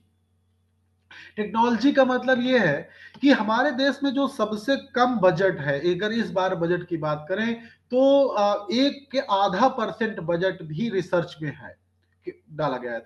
तो हमारे देश में जो, अगर हम विज्ञान और प्रौद्योगिकी में बहुत अच्छे से निवेश नहीं करेंगे, रिसर्च में निवेश नहीं करेंगे, तो हम आगे नहीं बढ़ पाएंगे। हमें देखिए, कभी भी कोई भी देश आगे तभी बढ़ा है जब वो टेक्नोलॉजी में आगे बढ़ा है। और टेक्नोलॉजी किसी धर्म या किसी समाज या किसी भाषा की जो है बंधक नहीं है। वो हमारी भाषा में, हमारे धर्म के हिसाब से, सारा हमारे हिसाब से हो सकती है। ऐसा बहुत सारे लोगों को लगता है, बहुत सारे जो विज्ञान के पढ़ने वाले लोग होते हैं, लोगों को लगता है कि हमारा धर्म विज्ञान से जो है वो विरोध है। जबकि मैं पाता हूं कि हमारा जो धर्म है वो पूर्णतः वैज्ञानिक आधारों पर है। हम जितना ज्यादा विज्ञान को समझते जाएंगे, जितना ज्यादा हम उन पर रिसर्च करते जाएंगे, हम पाएंगे कि हमारा धर्म तो पूरी जीवन शैली हमारा वैज्ञानिक जीवन शैली है। मैं कल ऐसे पढ़ रहा था, मैंने सोशल मीडिया पोस्ट भी किया था कि हमारा जो सनातन है वो दो चीजों पर आधारित है, एक ऋत है, एक धर्म है। ऋत का मतलब यही होता है कि जो प्रकृति के नियम है, और विज्ञान भी क्या है, प्रकृति का नियम है। प्रकृति के नियम जितना हम जानते जाएंगे उतना हम विज्ञान को जानते जाएंगे। तो प्रकृति के नियम ही ऋत है, और हमारा धर्म जो है ऋत पर ही आधारित है। तो जितना हम विज्ञान में रिसर्च करके आगे बढ़ेंगे तो हमको दोनों साथ लेके आगे बढ़ना है। ऐसा नहीं कि हम धर्म को छोड़ के सोच रहे हैं कि नहीं धर्म विरोध में है। हम जितना ज्यादा पढ़ेंगे, जितना ज्यादा समझेंगे, उतना समझ पाएंगे हम कि हमारा जो धर्म है वो बहुत ही ज्यादा वैज्ञानिक है। इसके अलावा जो प्रौद्योगिकी पहले प्रौद्योगिकी थी, जैसे जो पहले आई कि फैक्ट्रियां लगी और तमाम चीजें हुई, उससे दुनिया आज आगे निकल चुकी है। आज जो प्रौद्योगिकी है, चौथी औद्योगिक क्रांति जिसे कहते हैं, उन जैसे 5G 6G, ये जो मोबाइल नेटवर्क की बात है, इसके अलावा AI है, रोबोटिक्स है, मशीन लर्निंग है और नैनो टेक्नोलॉजी है, ठीक है। तो ये सारी बातें जो है, ये सारी जो तकनीकी है, इन सब तकनीकी में ऐसा नहीं कि अमेरिका ही सब में आगे है। एक जैसे हमारे देश में पिछले कुछ वर्षों से ऑनलाइन जो पेमेंट होता है, ऑनलाइन पेमेंट अमेरिका और अमेरिका, चीन, भारत और जो जर्मनी, इंग्लैंड, यानी पूरे इन सबको मिला दिया जाए, उससे कई गुना डिजिटल पेमेंट भारत में होता है। तो ये क्यों हो पाया? क्योंकि हमारे पास यूपीआई जैसे प्रौद्योगिकी आ पाई। तो ऐसा नहीं कि ये देश विकसित है तो और आगे वाली टेक्नोलॉजी में भी ये विकसित ही हो जाएंगे। हाँ, ऐसा भी हो सकता है कि हम जो नई टेक्नोलॉजी है उनमें हम इनको भी पीछे छोड़ दें। जैसे आज का जो हमारा देश है उसमें बहुत सारी चीजों में हम बहुत आगे भी निकल चुके हैं। जैसे एआई है, एआई के क्षेत्र में हमारे देश में काफी अच्छा काम हो रहा है और इसको और अच्छे से आगे काम करने की जरूरत है। हालांकि अभी भी हम देखें तो कुछ मामलों में अभी भी हमारा देश जो है वो विज्ञान प्रौद्योगिकी क्षेत्र में काफी पिछड़ा हुआ है, बहुत पिछड़ा हुआ है। जैसे सोशल मीडिया जो हम लोग आज उपयोग करते हैं, ज्यादातर विदेशी मीडिया है, चाहे एक्स हो, फेसबुक हो, व्हाट्सएप हो, ये सारा जैसे हम लोग जूम में कर रहे हैं, जूम में भी ये सारे के सारे विदेशी हैं। क्या हम लोग भी तो ऐसा इतना बड़ा नेटवर्क डेवलप कर सकते हैं? और हम अगर डेवलप कर पाए तो वो हमारे विकसित भारत का आधार बनेगा। अमेरिका आज जो पूरी दुनिया में विकसित अगुआ है, पूरे देश का, विकसित देशों का भी अगुआ है, वो आज कोयला से या इस्पात उद्योग में नहीं आगे है, वो आज टेक्नोलॉजी में ही आगे है। वहां पर उत्पादन उतना ज्यादा नहीं होता है जितना वहां पर टेक्नोलॉजी का इनोवेशन और सारी चीजें होती हैं। तो हमारा देश भी अमेरिका की राह पे चल सकता है। हालांकि हमें अभी भी, चूंकि हमारे देश में बेरोजगारी बहुत बड़ी संख्या में है, इसलिए हमको तकनीकी में आगे बढ़ना है, लेकिन ये ध्यान रखना पड़ेगा कि हमको हर हाथ में रोजगार देना जरूरी है। महात्मा गांधी जी जो कहते थे कि हमारा देश तभी जो है स्वराज प्राप्त कर सकता है जब हम हर हाथ को काम दे पाए। हर हाथ को काम जब दे देंगे तो हमारा देश स्वराज प्राप्त कर लेगा। तो स्वराज, जो गांधी का जो स्वराज था, वो केवल आजादी नहीं थी, केवल स्वतंत्रता, राजनीतिक स्वतंत्रता नहीं थी, बल्कि वो जो था वो सामाजिक, आर्थिक हर क्षेत्र में एक तरह से अपने देश के, अपनी संस्कृति के हिसाब से रहे, ये था। तो हमको प्राप्त करना है गांधी के जो है स्वराज। तो गांधी का स्वराज तभी प्राप्त कर सकते हैं जब हम रोजगार दें सबको। तो रोजगार के लिए जरूरी है, क्योंकि हमारे देश में जनसंख्या बहुत ज्यादा है। अभी जो प्रोजेक्टेड जनसंख्या है वो अभी हमारे देश की 160 करोड़ तक जा सकती है, 160 से 170 करोड़ तक जाएगी, ऐसा अनुमान है। वर्तमान में 145 करोड़ के लगभग जनसंख्या है और ये जनसंख्या बहुत ज्यादा होती है। अगर हम जिनको देखते हैं, हम लोग विकसित देश हैं, तो उनका अगर देखें, पूरे यूरोप की जनसंख्या 50 करोड़ है, अमेरिका की जनसंख्या 35 करोड़ है। तो ये सारे देश जो आज बहुत विकसित दिख रहे हैं, उसका बहुत बड़ा कारण है कि हमारे देश में देशों में जनसंख्या बहुत कम है और संसाधन बहुत ज्यादा है। तो और इसीलिए इनका जो तरीका है वो हमारे देश में लागू नहीं हो सकता है, क्योंकि इनके देश में क्या है कि इनके देश में रोजगार कम है। तो ऐसा विकसित कर रहे हैं जिससे टेक्नोलॉजी का ज्यादा उपयोग हो, श्रम का ज्यादा उपयोग ना हो। हमारे देश में ऐसा करना पड़ेगा कि श्रम का ज्यादा उपयोग हो, तकनीकी का ज्यादा उपयोग ना हो। तो ये हमें फर्क डालना पड़ेगा कि हमारे देश में तकनीकी को ज्यादा महत्व देते हुए भी रोजगार को ध्यान में रखना होगा। तो रोजगार तभी मिलेगा जब हम तकनीकी और रोजगार दोनों को संतुलित करने का प्रयास करेंगे। रोजगार महत्वपूर्ण क्यों है?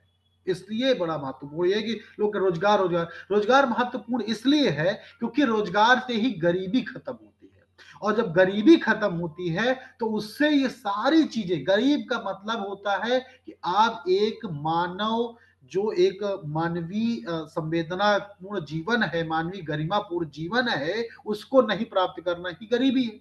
तो अगर आप गरीब हैं तो इसका मतलब आप मानव नहीं है, मानव से निम्न स्तर है आपका। तो गरीबी तभी खत्म हो सकती है जब उसके पास रोजगार रहे, और रोजगार एक प्रकार से सामाजिक जो संसाधनों का वितरण का तरीका भी है, क्योंकि आपको हम ऐसे तो पैसा नहीं वितरित कर सकते हैं, ऐसे पैसा वितरित भी नहीं करना चाहिए। ऐसे बहुत सारी सरकारें वितरित करती हैं पैसा, पैसा वितरित करना बहुत महत्वपूर्ण नहीं है, कोई काम करवा लेना। जैसे एक कहावत कही जाती है कि किसी व्यक्ति को कोई रोजगार सिखा, जैसे मछली देना महत्वपूर्ण नहीं, मछली पकड़ना सिखा देना महत्वपूर्ण है। ये तो अगर आप सिखा दिए पकड़ना तो ज्यादा महत्वपूर्ण है, वो अपने आप आगे काम कर लेगा। तो रोजगार इसलिए महत्वपूर्ण नहीं है कि जो है बहुत बेरोजगारी है हमें कम करना है, ऐसा नहीं। रोजगार इसलिए महत्वपूर्ण है क्योंकि रोजगार ही ऐसा चीज है जिससे हमारी गरीबी खत्म होगी, जिससे हमारा आर्थिक समानता आएगी, हमारा संसाधनों का उचित वितरण होगा, और जो एक आर्थिक असमानता है उसमें भी कमी आएगी। तो बेरोजगारी जो है वो हमारे देश की सबसे बड़ा अभिशाप है। इसीलिए जो हमारा एक यूएन ने जो एक लक्ष्य रखा है 2030 तक पाने का, उसमें 17 है, उसमें सबसे पहला गरीबी निवारण है, गरीबी फिर भूखमरी। तो ये जो उन्होंने रखा क्रम, क्रम बड़ा महत्वपूर्ण है। तो सबसे पहला गरीबी, अगर गरीबी खत्म हो गई तो भूखमरी भी खत्म हो जाएगी। गरीबी, भूखमरी, उसके बाद उन्होंने रखा जो है स्वास्थ्य, शिक्षा, फिर महिला जो है ये लैंगिक समानता। ये 5 जो हैं टॉप के 5, और भी उन्होंने 17 रखे हैं, लेकिन ये टॉप 5 जो हैं ये सबसे महत्वपूर्ण है। प्राप्त करना तो सारा है, लेकिन ये जो टॉप 5 है ये हमारी प्राथमिकता होनी चाहिए। उन्होंने जो 17 रखे हैं, 17 में प्राथमिकता के आधार पर ही रखे हैं। तो विकसित देश होने के लिए जरूरी है कि ये सारे जो हमारे लक्ष्य है इनको हम प्राप्त करें। इनका लक्ष्य तो प्राप्त करना 2030 तक है, सब प्राप्त लोग नहीं कर पाएंगे, लेकिन हमें ज्यादा से ज्यादा और चीजों में वो पीछे हो सकते हैं, लेकिन इसमें जरूरत है कि हम प्राप्त करें। इसके अलावा एक बड़ा महत्वपूर्ण मैं मिस कर रहा था, ऊर्जा। देखिए, विकसित कोई भी विकसित देश तभी हो सकता है जब ऊर्जा के मामले में वो आत्मनिर्भर। हमारा देश आज ऊर्जा के मामले में आत्मनिर्भर नहीं है। हमारा देश बहुत बड़ी मात्रा में पेट्रोलियम और का आयात करता है। अगर हम देखें तो पिछले लगभग 5 से 8 साल 10 साल में, जब मोदी जी ने पिछले 5 साल पहले 6 साल पहले रखा था लक्ष्य कि हम 100 गीगावाट सौर ऊर्जा प्राप्त करेंगे 2022-24 तक, तो लोगों को लग रहा था, बड़े बड़े विद्वानों को लग रहा था कि अरे ये क्या मजाक कर रहे हैं। और आज स्थिति ये है कि लगभग 80 गीगावाट ऊर्जा, सौर ऊर्जा हम प्राप्त कर रहे हैं। और अगर लेटेस्ट डेटा आ जाएगा, चूंकि जो सूर्य घर योजना है उसके तहत ज्यादा हो गया है, तो 100 गीगावाट बिजली हम प्राप्त कर लिए। ये बड़ा ही महत्वपूर्ण है। आज के समय हमारे पास नवीकरणीय ऊर्जा में 45 से 46% हमारी जो ऊर्जा है वो नवीकरणीय ऊर्जा है। उसमें सबसे ज्यादा जो है वो 80 गीगावाट, 75-80 गीगावाट सौर ऊर्जा है। उसके बाद 45 गीगावाट, लगभग 46 गीगावाट लगभग पवन ऊर्जा है, 45-46 गीगावाट लगभग हाइड्रो इलेक्ट्रिक है। तो ये सब मिलाकर आज देखिए तो 45% ऊर्जा हमारे पास नवीकरणीय ऊर्जा है। ये बहुत महत्वपूर्ण चीज है। इसीलिए अगर हम इसी दिशा में प्राप्त जो है आगे बढ़ते रहे, तो हमारे जो सरकार का उद्देश्य है 2030 तक 500 गीगावाट नवीकरणीय ऊर्जा प्राप्त करना, जिसमें 280 गीगावाट सौर ऊर्जा प्राप्त करना है। तो अगर ये हम प्राप्त कर लिए तो 500 गीगावाट का मतलब ये है कि हम ऊर्जा के क्षेत्र में पूरी तरह से तो नहीं लेकिन लगभग आत्मनिर्भर हो जाएंगे। क्योंकि ऊर्जा के क्षेत्र में आत्मनिर्भर होना इसलिए महत्वपूर्ण है क्योंकि ऊर्जा ऐसी चीज है कि अगर आप दूसरे देशों पर निर्भर हैं तो वो सिक्योरिटी के मामले में कभी भी आपको समस्या क्रिएट कर सकते हैं। जैसे कभी भी ऐसा हो सकता है। मैं एक उदाहरण दूंगा। 1971 में जब भारत पाकिस्तान का युद्ध हो रहा था तो पाकिस्तान ने तुरंत सरेंडर कर दिया था। उसका एक बहुत बड़ा कारण ये था कि भारत ने जो वहां उनका जो बंदरगाह है उसको जहां से ऊर्जा आती जाती रहती है उसको उन्होंने पूरा भारत के सेना ने बंद कर दिया था। तो जो जब उनका लाइन बंद कर दी ऊर्जा की तो उनको सरेंडर करना पड़ा। तो ये चीज हमारे साथ भी कभी हो सकती है कि हमारे जो लाइन बंद कर कैसा ऐसा आ जाए, क्योंकि आज पूरे देश बड़ा पूरी दुनिया बड़ी अस्थिर है। आज की घटना है बशर अल असद को नष्ट कर दिया। हमें तो लगता है उनकी मृत्यु भी हो गई, अभी क्लियर नहीं हुआ, लेकिन शासन तो नष्ट हो गया। तो वहां पर जो विद्रोही है उनमें सत्ता आ गई। 2 महीना पहले बांग्लादेश में यही हुआ। तो आज देश में पूरी दुनिया में कब क्या हो जाए वो फिक्स नहीं, निश्चित नहीं है। तो हमें हर चीज के लिए तैयार रहना है और तैयार रहने के लिए जरूरी ये है कि हम जो क्या करें कि हमें ऊर्जा के मामले में आत्मनिर्भर रहना है। तो अगर हम 2047 तक ऊर्जा के मामले में निर्भर हो गए, आत्मनिर्भर हो गए, तो ये हमारे लिए बहुत बड़ी उपलब्धि होगी। तो ऊर्जा के मामले में जो हमारे देश की सरकार है उनने बहुत बढ़िया ये किया कि हमें बाहर नहीं, हमें हर घर आत्मनिर्भर बन जाएगा। ऐसे प्रधानमंत्री सूर्य घर योजना जो है कि हर व्यक्ति को लगभग 300 मेगावाट तक बिजली वो खुद पैदा कर सकता है। सोचिए ये बहुत बड़ी चीज है। ये मतलब इतनी बड़ी चीज है कि हर घर अब बिजली ले नहीं रहा, बिजली पैदा कर रहा है, वो खुद दे रहा है। बिजली जो निर्यातक कंपनियां, बिजली जो वितरक कंपनियां है उनको दे रहा है। तो ये एक बहुत बड़ी बात है। ये एक जो चीज है इसको हम और आगे बढ़ा सकते हैं। सरकार ने इस पर सब्सिडी दी और लोगों ने बहुत अच्छा से रिस्पॉन्स दिया और ये आगे चल रही है। तो आज ये जो हमारा ऊर्जा के क्षेत्र में जो ये कदम है बहुत अच्छा कदम है और ये चीजें आगे बढ़ेंगी। और जो हमने शुरू किया था रिसर्च और शिक्षा के क्षेत्र में, आज पूरी दुनिया की जो टॉप 500 यूनिवर्सिटीज हैं उसमें भारत की यूनिवर्सिटी संख्या बहुत कम है। टॉप 100 में कई बार यूनिवर्सिटीज नहीं आ पाती है। इसका ये अर्थ होता है जो आती भी हैं आप देखेंगे वो सारी आईआईटीज आती हैं या आईएम बेंगलुरु आता है। अरे आईआईएससी जो बेंगलुरु है वो आएगा या तो आईआईटी मद्रास आएगा, आईआईटी दिल्ली आएगा, आईआईटी मुंबई आएगा। यही सब 4-6 यूनिवर्सिटीज हैं जो कि आईआईटीज हैं वही आती है। तो ये हमारे देश के जो यूनिवर्सिटीज हैं वो उतना अच्छा जो है नहीं कर पा रही हैं। ये एक जो हमारे क्षेत्र जो एक बहुत बड़ी कमी है क्योंकि हमारा देश वो है जहां पर तक्षशिला जैसे विश्वविद्यालय रहे हैं, नालंदा जैसे विश्वविद्यालय रहे हैं। और ये तक्षशिला विश्वविद्यालय तब रहा है जब पूरी दुनिया में कहीं विश्वविद्यालय नहीं था। नालंदा विश्वविद्यालय इतना बड़ा विश्वविद्यालय था कि आज हमारे कई दुनिया के देश के विश्वविद्यालय उतने बड़े विश्वविद्यालय नहीं है। तो हमें अपने प्राचीन गौरव को समझना पड़ेगा और नालंदा और तक्षशिला जैसे बड़े विश्वविद्यालय बनाने पड़ेंगे ताकि वो क्या करें कि वो पूरी दुनिया में हमारा एक बड़ी पहचान बनाए। इसे हम देख सकते हैं चाइना को। चाइना बेशक जो है कम्युनिस्ट कंट्री है, वहां तमाम चीजें हैं, लेकिन उसने इतना अच्छा काम किया, उसके विश्वविद्यालय टॉप 100 में रहते हैं।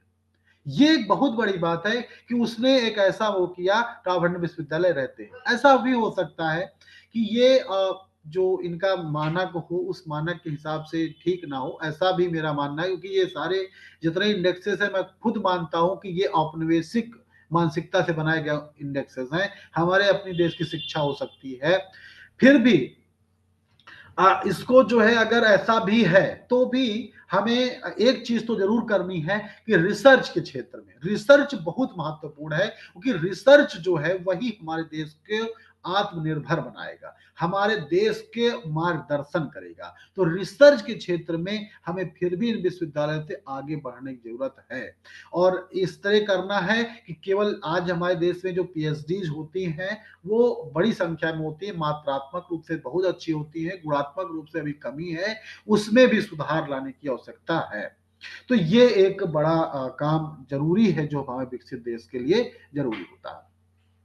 इसके अलावा जो एक हमारा जो देश विकसित होगा, तो 1947 तक अगर प्रोजेक्ट किया जाए तो लगभग वृद्ध की संख्या, हमारे देश में वृद्धों की संख्या लगभग 15 से 20% हो सकती है, 15 से परसेंट तो ज्यादा हो जाएगी। तो ऐसे में वृद्धों के लिए एक अच्छी व्यवस्था होना बहुत जरूरी है, तभी हमारा देश विकसित हो सकता है। अगर हमारे देश के वृद्ध बहुत परेशान रहे, वो उनकी स्थिति ठीक नहीं रही, तो हमारा देश विकसित नहीं हो पाएगा। इसलिए उनकी स्थिति अच्छी हो, इसलिए सामाजिक जो एक सिक्योरिटी, सामाजिक सुरक्षा व्यवस्था जो होती है, उसको अच्छे से लागू करना बहुत जरूरी है। इसके पहले भी मैं बताया था, इसको एक बार मैं बदल कर दिया। तो ये अब इसके बाद में एक चीज तो स्किप कर रहा था, वो है राजनीति। हमारे देश में राजनीति क्षेत्र जो है, राजनीति लोग नॉर्मल जो भावनाएं बनी है, राजनीति बहुत खराब होती है, राजनीति में नहीं पढ़ना चाहिए, राजनीति नहीं जाना चाहिए, ये गलत धारणा बनी हुई है। हमें राजनीति बुरी नहीं है, राजनीति ही देश को चला रही है, तो वो बुरी कैसे हो सकती है? तो राजनीति ही देश को चला रही है, वो बुरी भी नहीं है। हमें देखना ये है कि राजनीति में जो लोग जाएं वो ऐसी पृष्ठभूमि से हो जो सही, अच्छी पृष्ठभूमि, यानी आपराधिक ना हो, और वो आपराधिक अगर नहीं होंगे तो वाकई वो अच्छे होंगे, क्योंकि अपराध अगर कोई व्यक्ति नहीं किया है, इसका मतलब कि वो कितना भी बुरा होगा तो ठीक होगा। तो आपराधिक पृष्ठभूमि के, जैसे इस बार जो लोकसभा चुनाव हुए उसमें लगभग 45% जो सांसद है, 46% वो आपराधिक पृष्ठभूमि से है। तो ऐसे सांसद अगर रहेंगे तो वो विकसित देश नहीं बना सकते। तो हमें हमारी जनता को ये देखना है कि ऐसे अगर सांसद कोई है, ऐसा विधायक कोई है, तो वो जो है ना चुना जाए, ये बड़ा महत्वपूर्ण है। क्योंकि हमारे देश में अगर मैं देखूं तो राजनीति सबसे ज्यादा महत्वपूर्ण है, सबसे ज्यादा शक्तिशाली है, क्योंकि हमारे देश में कोई भी सामाजिक नीति बनानी है, समाज सुधार करना है, तो भी राजनीति करती है। हमारे देश में अगर कोई आर्थिक सुधार करना है तो भी राजनीति ही करती है। इसलिए राजनीति बहुत महत्वपूर्ण हमारे देश के लिए है, और लोगों को राजनीति में भाग लेने के लिए आगे आना पड़ेगा। इसके लिए बहुत अच्छा महत्वपूर्ण पहल हमारे मोदी जी भी कर रहे हैं कि युवा जो है वो राजनीति में आगे आए, क्योंकि युवा जब आएंगे राजनीति में आगे, आज अगर देखा जाए तो मैं तो कहा करता हूँ 3 तरीके से केवल राजनीति में एंट्री है, ज्यादातर, सब लोग तो नहीं, ज्यादातर। एक है आपका बैकग्राउंड, आपके पिताजी या घरेलू बैकग्राउंड राजनीति वाला हो, या दूसरा है आप आपराधिक पृष्ठभूमि के हो, या तीसरा है कि आपके पास बहुत पैसा हो। ये 3 पृष्ठभूमि के लोग राजनीति में आते हैं। ये 3 का तीनों पृष्ठभूमि के लोग उचित नहीं है राजनीति के लिए। किसी कोई व्यक्ति है, उसके पिताजी राजनीति रहे, वो आए, इसमें कोई समस्या नहीं है, लेकिन वो अयोग्य है फिर भी राजनीति बना हुआ है, ये समस्या है।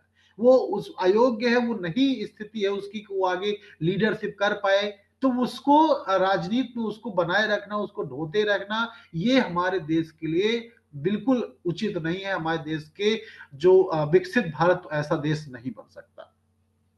इसके अलावा अगर आपराधिक पृष्ठभूमि के लोग आएंगे तो वो जो आपराधिक पृष्ठभूमि के हैं वो संसद में उतने उच्च स्तर के जो हमारे देश का विजन है उसको नहीं बना पाएंगे। हमारे देश का विजन वही बना सकता है, हमारे देश के विजन के हिसाब से वही चल सकता है जो बहुत ही उत्कृष्ट कोटि का व्यक्ति हो। अगर हम पहली संसद जो हमारे देश की थी 1952 में जो बनी, उसकी तुलना करें तो आज की स्थिति बड़ी अलग दिखती है।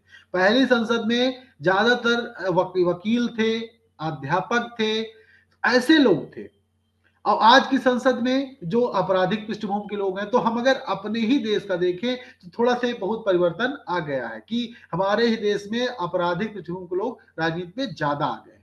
ये हमारे देश के लिए उचित नहीं है। और ये हम तभी कर सकते हैं जब हम ऐसे लोगों को जिताएं, ऐसे लोगों को राजनीति में भेजें, चाहे वो जिस दल का हो, जो साफ सुथरा हो और वो पढ़ा लिखा भी हो। ऐसा नहीं हमारे देश में कि कोई भी नेता तो कोई भी बन सकता है, जिसके अंदर नेतृत्व क्षमता हो कोई भी बन सकता है, पढ़ना लिखना कोई बहुत महत्वपूर्ण नहीं है। लेकिन फिर भी अगर कोई व्यक्ति बहुत अच्छी उच्च कोटि का नेतृत्व क्षमता वाला है तो ठीक है, अन्यथा पढ़ा लिखा नेतृत्व क्षमता वाला व्यक्ति ही अगर राजनीति में जाएगा तभी वो अच्छी राजनीति, वो अच्छा कानून बना सकेगा। अब आप देखिए हमारे देश में जो स्थिति है, संसद सत्र चल रहा है, पिछले कई दिनों संसद सत्र चल रहा है और लगातार गतिरोध बना हुआ है, कोई काम नहीं हो पा रहा है। तो इसका कारण क्या है? इसका कारण ये है कि राजनीतिक गतिरोध बहुत ज्यादा है देश में। तो जितना राजनीतिक गतिरोध इतना ज्यादा है कि वो काम कर ही नहीं पा रही है। और संसद ऐसी चीज है जो पूरे देश का कानून बनाती है, पूरे देश को कैसे चलाना है, कैसे करना है, वो तय करती है संसद। और संसद में अगर गतिरोध बना रहेगा तो देश आगे नहीं बढ़ सकता, क्योंकि हमको पूरी तरह से सक्रिय होकर काम करना पड़ेगा हमारे विकसित देश बनाने के लिए। और अगर ऐसी संसद चलती रही तो नहीं बन सकता। कि जो संसद सत्र बराबर चले, उसमें बराबर डिस्कशन हो। ऐसा नहीं कि हमें जो विपक्षी पार्टी है उसको सुनना नहीं है, लेकिन यह है कि कंस्ट्रक्टिव माइंड से होना चाहिए, डिस्ट्रक्टिव माइंड से नहीं होना चाहिए। अगर ऐसा हुआ तो हम जो है अपना पूरा बर्बाद कर देंगे, और हम अपना जो समय जो है हमारे पास अगर वो बर्बाद कर दिए तो हम विकसित देश नहीं बन सकते। तो हमें राजनीति में भी सुधार करने की पूरी आवश्यकता है।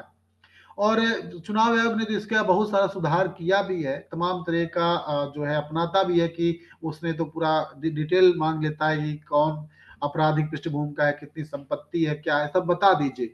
और वो सब क्लियर करना पड़ता है। लेकिन उसके बाद भी अब काम जनता का भी है। देखिए हर चीज केवल कोई संस्था कर दे, कोई सरकार कर दे जरूरी नहीं है। बहुत सारा काम आम जनता को भी करना है, उनको भी समझना है, और वो समझ करके उनको देश को आगे अच्छे हाथों में रखना होगा। तो एक ये बड़ा महत्वपूर्ण बिंदु है। इसके अलावा एक बिंदु जो है इसके दोनों के अतिरिक्त आर्थिक क्षेत्र में, आर्थिक क्षेत्र में जैसे हमारे देश में एग्रीकल्चर, इसमें मैं बताया हूं लेकिन थोड़ा सा कम हो पाया था। एग्रीकल्चर जो है वो कृषि में इस समय लगभग 46% अगर डेटा देखा जाए, इकोनॉमिक सर्वे 2023-24 का 46% है लगभग। अगर पूरा देखा जाए तो 60% लोग भारत में कृषि पर आधारित हैं, और ये बहुत बुरी स्थिति है। अमेरिका में जो कृषि क्षेत्र है भारत से ज्यादा है, परसेंटेज तो भारत में ज्यादा है क्षेत्र के हिसाब से, लेकिन जो कृषि क्षेत्र है अमेरिका में वो भारत से ज्यादा है। और वहां पर अमेरिका में केवल 35 करोड़ लोग हैं, उसमें केवल 2-3% लोग ही कृषि कर रहे हैं। और भारत में क्या है, भारत में 140 करोड़ में अगर 50% से ज्यादा नहीं, 80-90 करोड़ लोग कृषि पर आधारित है। ये बड़ी बुरी स्थिति है। हालांकि भारत में किसान केवल 10 करोड़ है, 10 करोड़ ही किसान है, 10 से 11 करोड़ किसान है भारत में। तो और लोग हैं कृषक मजदूर लगभग 10-12 करोड़ लोग हैं। तो ये जो कृषि में इतना ज्यादा बर्डन है, इसको हटाना पड़ेगा। इसको हटाने के लिए जरूरी है कि औद्योगिक क्षेत्र को बढ़ाना पड़ेगा। औद्योगिक क्षेत्र को बढ़ाने के लिए जरूरी है कि हमारे देश में ज्यादा से ज्यादा मैन्युफैक्चरिंग हो। मैन्युफैक्चरिंग का जो देश में आज जीडीपी में योगदान है मात्र जो है 16 से 18% है। तो मैन्युफैक्चरिंग बहुत महत्वपूर्ण है और उसका योगदान बहुत कम है। और चाइना में अगर हम देखें, अगर तुलना करें, चाइना में मैन्युफैक्चरिंग का योगदान लगभग 45 से 46% है। और यही कारण है कि वहां पर जो बेरोजगारी है, वहां पर गरीबी है इतनी कम है, हमारे देश में ज्यादा है। तो एग्रीकल्चर में हमें लोगों को हटाना है, और साथ ही साथ कृषि से जब वो हटेंगे तो कृषि ज्यादा से ज्यादा और जो है तेजी से बढ़ेगी आगे। कृषि का ग्रोथ रेट भारत में बहुत अच्छा है। लगभग कोरोना पीरियड में जबकि और सारी इंडस्ट्री का ग्रोथ नीचे था, कृषि ऐसा क्षेत्र है जो लगभग 3 से 4% ग्रोथ रेट से आगे बढ़ रहा था। आज भी हमारे देश में कृषि बहुत अच्छे है, लेकिन हमारे देश में कृषि तो अच्छी, लेकिन कृषक नहीं है कृषक की स्थिति बहुत अच्छी नहीं है। तो हमको कृषि तो अच्छी करनी है, कृषक की स्थिति अच्छी करनी है, और कृषक की स्थिति सबसे अच्छी हो सकती है कि हम कृषि से उनको हटाकर कृषक के बजाय उनको स्वरोजगार वाला बना दें, उनको रोजगार वाला बना दें। तो ये एक बहुत बड़ा काम हमको करना पड़ेगा। अगर हमारी मैन्युफैक्चरिंग, हम तो 50% होनी चाहिए, अगर 50% नहीं भी तो अगर 30% भी हो जाए तो ये सारा काम हो सकता है, और तभी हमारा देश विकसित हो सकता है। और अगर ये नहीं हो पाया तो हमारा ये सपना ही रह जाएगा, क्योंकि अगर ये नहीं हुआ तो इसका ये अर्थ है कि हमारे अर्थव्यवस्था में, हमारे देश में बेरोजगारी नहीं खत्म होगी, गरीबी नहीं खत्म होगी। गरीबी बेरोजगारी तभी खत्म होगी जब औद्योगिक विकास हो। औद्योगिक विकास बहुत महत्वपूर्ण है, और एक बार औद्योगिक विकास हो गया तो फिर धीरे धीरे वो क्या हो जाएगा, सेवा क्षेत्र में वो लोग अपने आप चले जाएंगे। तो एक इकोनॉमी होती है, इकोनॉमी का एक थ्योरी होती है, वो उस हिसाब से हमारे देश में ये होना बहुत जरूरी है। और सेवा क्षेत्र में रहने के लिए या फिर कृषि क्षेत्र से यहाँ जाने के लिए मैं बार बार वही कहता हूँ, जरूरी है कौशल विकास। तो कौशल विकास करना हमारे देश के लिए बहुत जरूरी है, ताकि हम कृषक क्षेत्र से लोगों को निकाल के औद्योगिक क्षेत्र में और सेवा क्षेत्र में ला सके। और अगर ऐसा कर पाए तो हमारे देश में बेरोजगारी खत्म हो सकती है, कम हो सकती है। और जितना ये सब करते जाएंगे उतना हमारे देश की स्थिति भी अच्छी होती जाएगी। अगर हम बात करें इंफ्रास्ट्रक्चर की, इसके अलावा जो आधारित संरचना जो होती है, जैसे रेलवे, सड़क, बिजली, ये सारी चीजें जो होती हैं, अगर हम पिछले कुछ सालों से देखें तो इनकी स्थिति बहुत अच्छी बनी हुई है। इंफ्रास्ट्रक्चर के मामले में अगर सड़क देखा जाए तो सड़क के मामले में भारत तो बहुत अच्छी स्थिति में है। और नितिन गडकरी जी जो कि हमारे देश में परिवहन मंत्री हैं, उनके कार्यकाल में तो अब पूरा, मुझे तो पूरा अगर देखे डेटा तो पिछले 50 साल में उतनी सड़कें नहीं बनी होंगी जितना पिछले 10 साल में बनी है। तो ये एक रिकॉर्ड है। और नितिन गडकरी जैसे लोग की हमारे देश में जरूरत है, जो कि एक रिकॉर्ड बनाते हैं और वो दावे के साथ कहते हैं कि वो जो काम कर रहे हैं वो इतना अच्छा कर रहे हैं कि वो कोई अगर कमी निकालना हो तो वो सीधा कहते निकाल कर दिखाइए आप। तो ये एक जो हमारे देश में बन रहा है, जैसे अभी कुछ दिन पहले ही हमारे देश में कुछ हुआ कि औद्योगिक नगर स्थापित किए जाएंगे। लगभग 12 औद्योगिक नगर स्थापित करने की योजना है, और लगभग 12 कॉरिडोर, औद्योगिक कॉरिडोर बनाने का जो है एक योजना है। तो ये सारी योजनाएं जो हैं, अगर औद्योगिक नगर बनेंगे, औद्योगिक कॉरिडोर बनेंगे, तो ये सब क्या करेंगे, देश की इकोनॉमी को की संरचना बदल देंगे। और हमारे देश की इकोनॉमी में, जैसे कहते हैं ना, मकान ऐसा नहीं है कि उसको केवल पेंट कर दिए ठीक हो जाए। हमारे देश में स्थिति ये है कि हमें मकान ही पूरी तरह से बदलना पड़ेगा, हमारे देश की इकोनॉमी की संरचना बदलनी पड़ेगी। और ये बात देखिए एकदम सही है कि हमारे देश की इकोनॉमी के जितना बुरा हाल हुआ है वो सारा जिम्मेदार अंग्रेज है। और इस चीज को दादा भाई नौरोजी ने भी अपनी किताब में लिखा, बहुत सारे लोगों ने दिखाया है। लेकिन इन सबके साथ अगर हम केवल इस पर ही कहते रहे, बात करते रहे कि अंग्रेजों ने ये कर दिया आज हमें, तो भी काम नहीं चलेगा। हमको करना है, अंग्रेजों ने किया वो तो ठीक है, जो किया गया वो किया, हो गया, वो खत्म हो गया। अब हमको आगे बढ़ने के लिए हमको उस स्थिति के हिसाब से काम करना पड़ेगा। अगर हम उस स्थिति के हिसाब से काम करेंगे तो जरूर आगे बढ़ेंगे। एक चीज जो इस सब चीजों में जो आज सबसे महत्वपूर्ण है, वो एकदम भूल जा रहा था, वो है और आज केवल आर्थिक विकास महत्वपूर्ण नहीं है, आज हमारे लिए महत्वपूर्ण है धारणीय विकास, सस्टेनेबल डेवलपमेंट। यानी कि आज का विकास हमारे देश में एक ही चुनौती ये नहीं है कि हम जैसे इंग्लैंड जब विकास किया तो खुलेआम मतलब जैसे भी चाहा विकास किया, जितना भी चाहा प्रदूषण पैदा किया, जितना भी चाहा उसने पर्यावरण को नष्ट किया। उनके पास स्वतंत्रता थी विकास करने की, उन्होंने खूब ऐसा किया, खूब नष्ट किया पर्यावरण। आज हमारे पास एक और बड़ी चुनौती है कि हमें पर्यावरण का भी संरक्षण करना है, उसके साथ साथ विकास करना है। ये एक बहुत महत्वपूर्ण बात हो जाती है कि आज हम खुले रूप से कोई भी प्राकृतिक का संसाधन जैसा चाहे वैसा उपयोग नहीं कर सकते हैं। हमको सस्टेनेबल रूप से विकास करना पड़ेगा। तो सस्टेनेबल डेवलपमेंट बहुत महत्वपूर्ण है। और आज हमारा देश में, अगर अभी कुछ दिन पहले कि अभी भी स्थिति ये है, दिल्ली जैसे देश में एक की वही वायु की स्थिति बहुत खराब है। और केवल दिल्ली की बात नहीं है, भारत के बहुत सारे शहरों में वायु की स्थिति बहुत खराब है। तो ये जो स्थिति खराब है वायु की शहरों में, या फिर जो है जल एकदम दूषित होता जा रहा है, ये भी बड़ा चिंता का विषय है। हमको अपना वायु मंडल स्वच्छ करना है, हमको अपना जल सही करना है, उसमें फ्लोराइड और ये सारे चीजें ना रहें।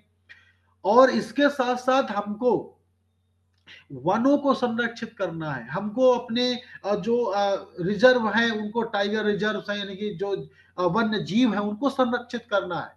यानी कि दोनों को संरक्षित करते हुए चलना है। आज हम खुले रूप से ये नहीं कि जब चाहे जहां चाहे जैसा चाहे वैसा कर दे। आज हम बहुत बड़े बड़े बांध भी नहीं बना सकते हैं। बहुत सारे लोगों को पलायन करने की समस्या हो जाएगी और बहुत सारे वन नष्ट हो जाएंगे, उसकी भी समस्या है। तो हमको वो भी देखना चलना है। तो हमारे समक्ष एक बड़ी चुनौती ये है कि हमको जो भी चाहे वैसा नहीं कर सकते, हमको बल्कि देख के चलना है कि प्रकृति का भी संरक्षण रहे। और इसके लिए हम प्रतिबद्ध तो है ही हैं, साथ ही साथ हमारा देश का वातावरण अच्छा रहे, इसके लिए जरूरी है कि हम बहुत अच्छे मकान ही बना ले तो क्या फायदा अगर पूरा शहर ही गैस चैम्बर बन गया। तो हमारा पूरा शहर गैस चैम्बर ना बने, इसके लिए जरूरी है कि हमको अपनी वायु स्वच्छ करना है। और वायु स्वच्छ करने के लिए हमें जरूरत है कि हम ऐसा विकास का मॉडल अपनाएं जो धारणीय हो। हम अपने संसाधनों का इतना ज्यादा दोहन ना कर दे। अभी तक ये मान के चलते थे यूरोप वाले कि ये पूरे दुनिया में जो संसाधन है वो असीमित है, कितना भी उपयोग करिए। आज ये स्थिति नहीं है। लिमिट टू ग्रोथ ये किताब आई जो 1970 के दशक में। यही बात तो महात्मा गांधी बहुत पहले हमारे देश में बहुत पहले से कहा जा रहा है। हमारे देश में इसीलिए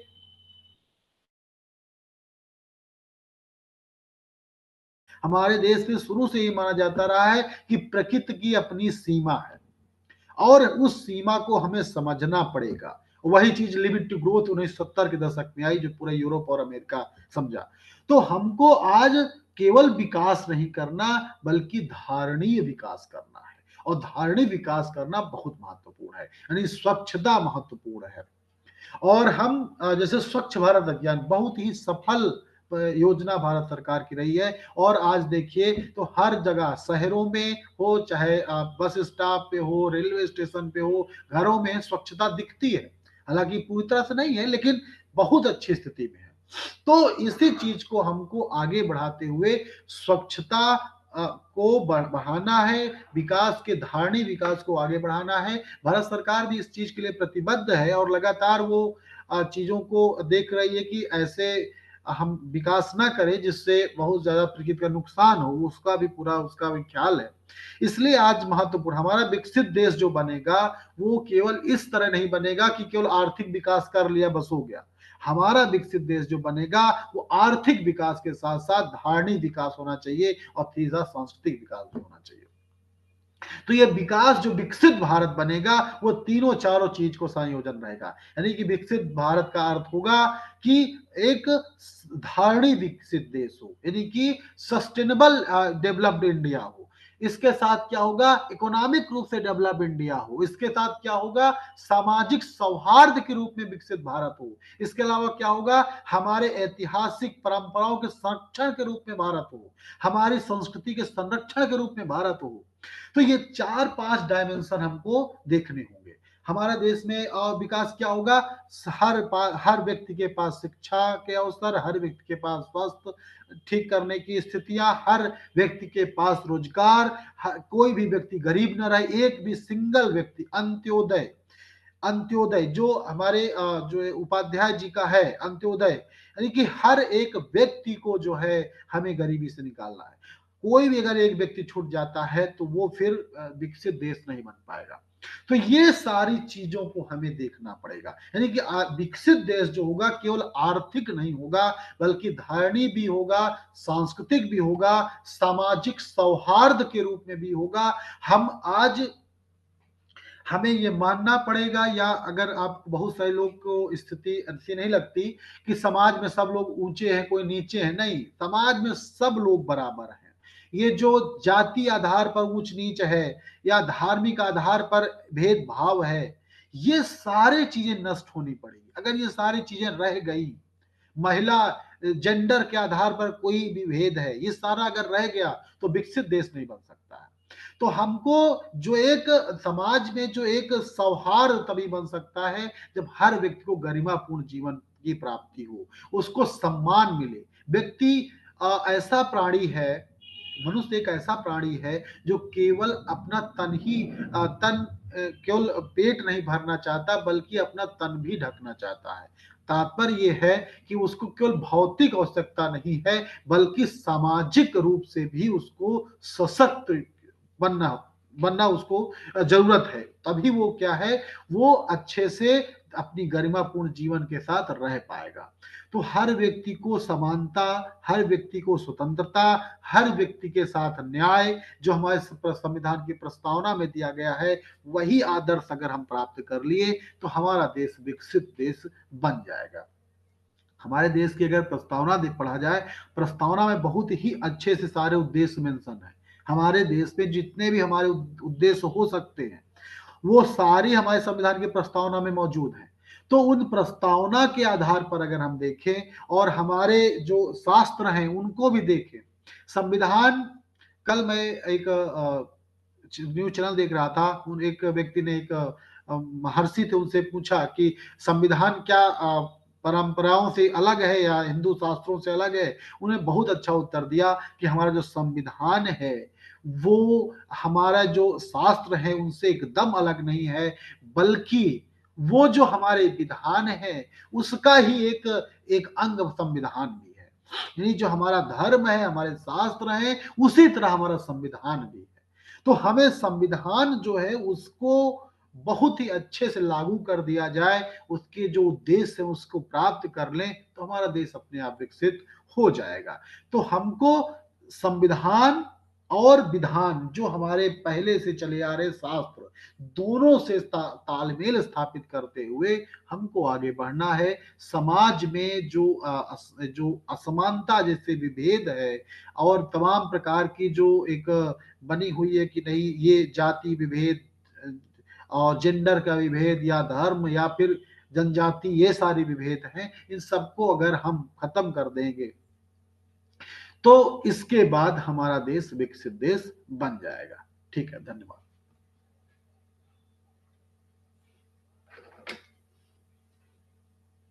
बहुत ही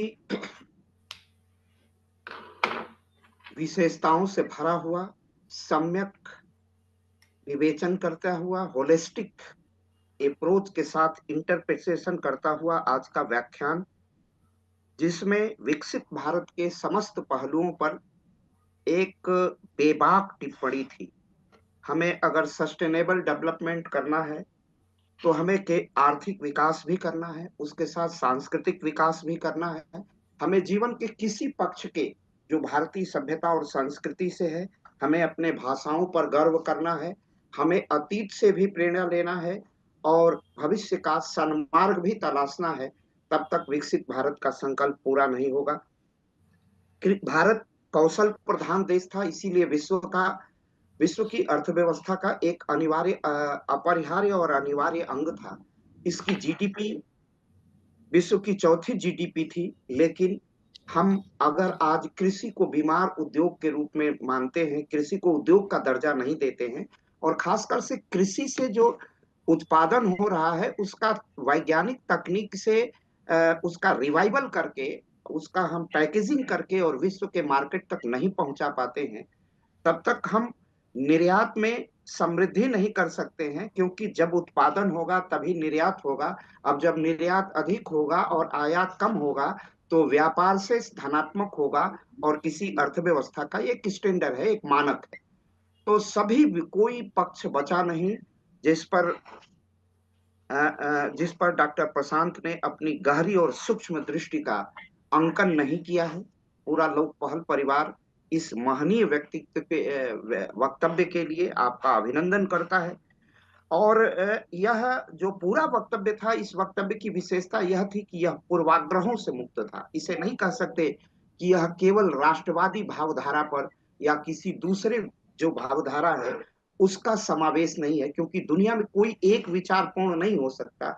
वैचारिकी के लिए जो सत्य है, दूसरे सत्य को भी स्वीकार करना पड़ता है। इतना संतुलित, इतना सारगर्भित, इतना सम्यक एक संतुलित, एक अकादमिक भी और अकादमिक के अतिरिक्त आम जन के लिए भी जो अभिभाषण था, और इस अभिभाषण की इस आज के वक्तव्य की जो सबसे महत्वपूर्ण विशेषता थी वह यह थी कि वह सरल सुग्राह्य भाषा में थी, जो किसी भी व्यक्ति को बोधगम्य हो सकती थी। कोई भी व्यक्ति उसे सहजता से उसका मूल्यांकन कर सकता है और सहजता से उसे समझ भी सकता है।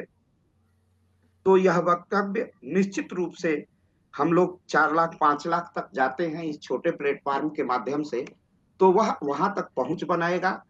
जनता की दृष्टि को, हमारे जो समाज की दृष्टि है उसको विकसित करेगा, और ऐसे ऐसे पाठे से, ऐसे उद्बोधन से किसी के घर कोई उपलब्धि नहीं जाती है, किसी के घर आर्थिक उपलब्धि नहीं जाती है, लेकिन हमारी चेतना पर जो धुंध छाया रहता है उसको मिटा देता है, और समाज को, राष्ट्र को, राज्य को और प्रशासनिक नीति निर्माण और निर्णय निर्माण में की क्षमता को, उसकी समझ को विकसित करता है, उसके सामर्थ्य को बढ़ा देता है, व्यक्ति के का बौद्धिक सामर्थ्य विकसित कर देता है। तो आज का यह महनीय व्यक्तित्व, महनीय वक्तव्य हमारे लिए बहुत ही उपयोगी था, और मैं आशा करता हूं कि हमारे जितने दर्शक सुन रहे होंगे, कई लोग इसको लाइव सुन रहे हैं, लाइव देख रहे हैं, फेसबुक पर था, फिर यह यूट्यूब पर जाएगा तो इसकी पहुंच और बढ़ जाती है। तो सभी को, दर्शकों को और आज की टीम में जो जुड़े हुए थे, चंद्र प्रकाश मणिक जो बलिया से लोक पहल का काम देखते हैं, प्रभाकर चौहान, सनी कुमार जो हमारे ही शोध छात्र हैं, रवि, आशुतोष मिश्रा जी, सभी को बहुत बहुत हृदय से आभार। और आज का वक्तव्य इतना सरल, सहज, बोधगम्य था। इससे को हमारे लाइव प्रसारण में देख रहे विभिन्न माध्यमों पर, एक्स पर, ट्विटर पर तो बाद में जाएगा, लेकिन इसको जितने लोग सुन रहे हैं, यूट्यूब पर ये बाद में जाएगा, बाकी लाइव प्रसारण पर जितने लोग देख रहे हैं उनका बहुत अभिनंदन। उनके कुछ कमेंट्स भी थे, वो फेसबुक पे बाद में आएंगे और फेसबुक के अन्य चैनलों पर, लेकिन इसको लोग देखते हैं गंभीरता पूर्वक, और मैं आशा करता हूं कि यह सब आपके लिए उपयोगी होगा। पूरे लोक पहल परिवार से की तरफ से डॉक्टर प्रशांत त्रिवेदी को बहुत बहुत अभिनंदन, बहुत बहुत स्वागत। अब मैं मानसी थपलियाल जी से, जो दूसरे मेरठ से बैठ के इसका संचालन कर रही हैं, उनसे मैं आग्रह करूंगा, और उनका भी बहुत आभार कि कितने धैर्यपूर्वक इस कार्यक्रम को संचालित करती हैं। तो आज के कार्यक्रम को का वो समारोप करें। बहुत बहुत अभिनंदन प्रशांत, बहुत बहुत आपको हमारी शुभकामनाएं। आपकी वाणी में इसी प्रकार का सारस्वत उद्बोधन का सामर्थ्य सदैव निरंतरता में विद्यमान रहे, इसकी शुभकामनाओं के साथ बहुत बहुत आपका आभार। वीडियो को एंड तक देखने के लिए धन्यवाद। ऐसी ही और वीडियोस के लिए देखते रहिए हमारा YouTube चैनल लोक पहल।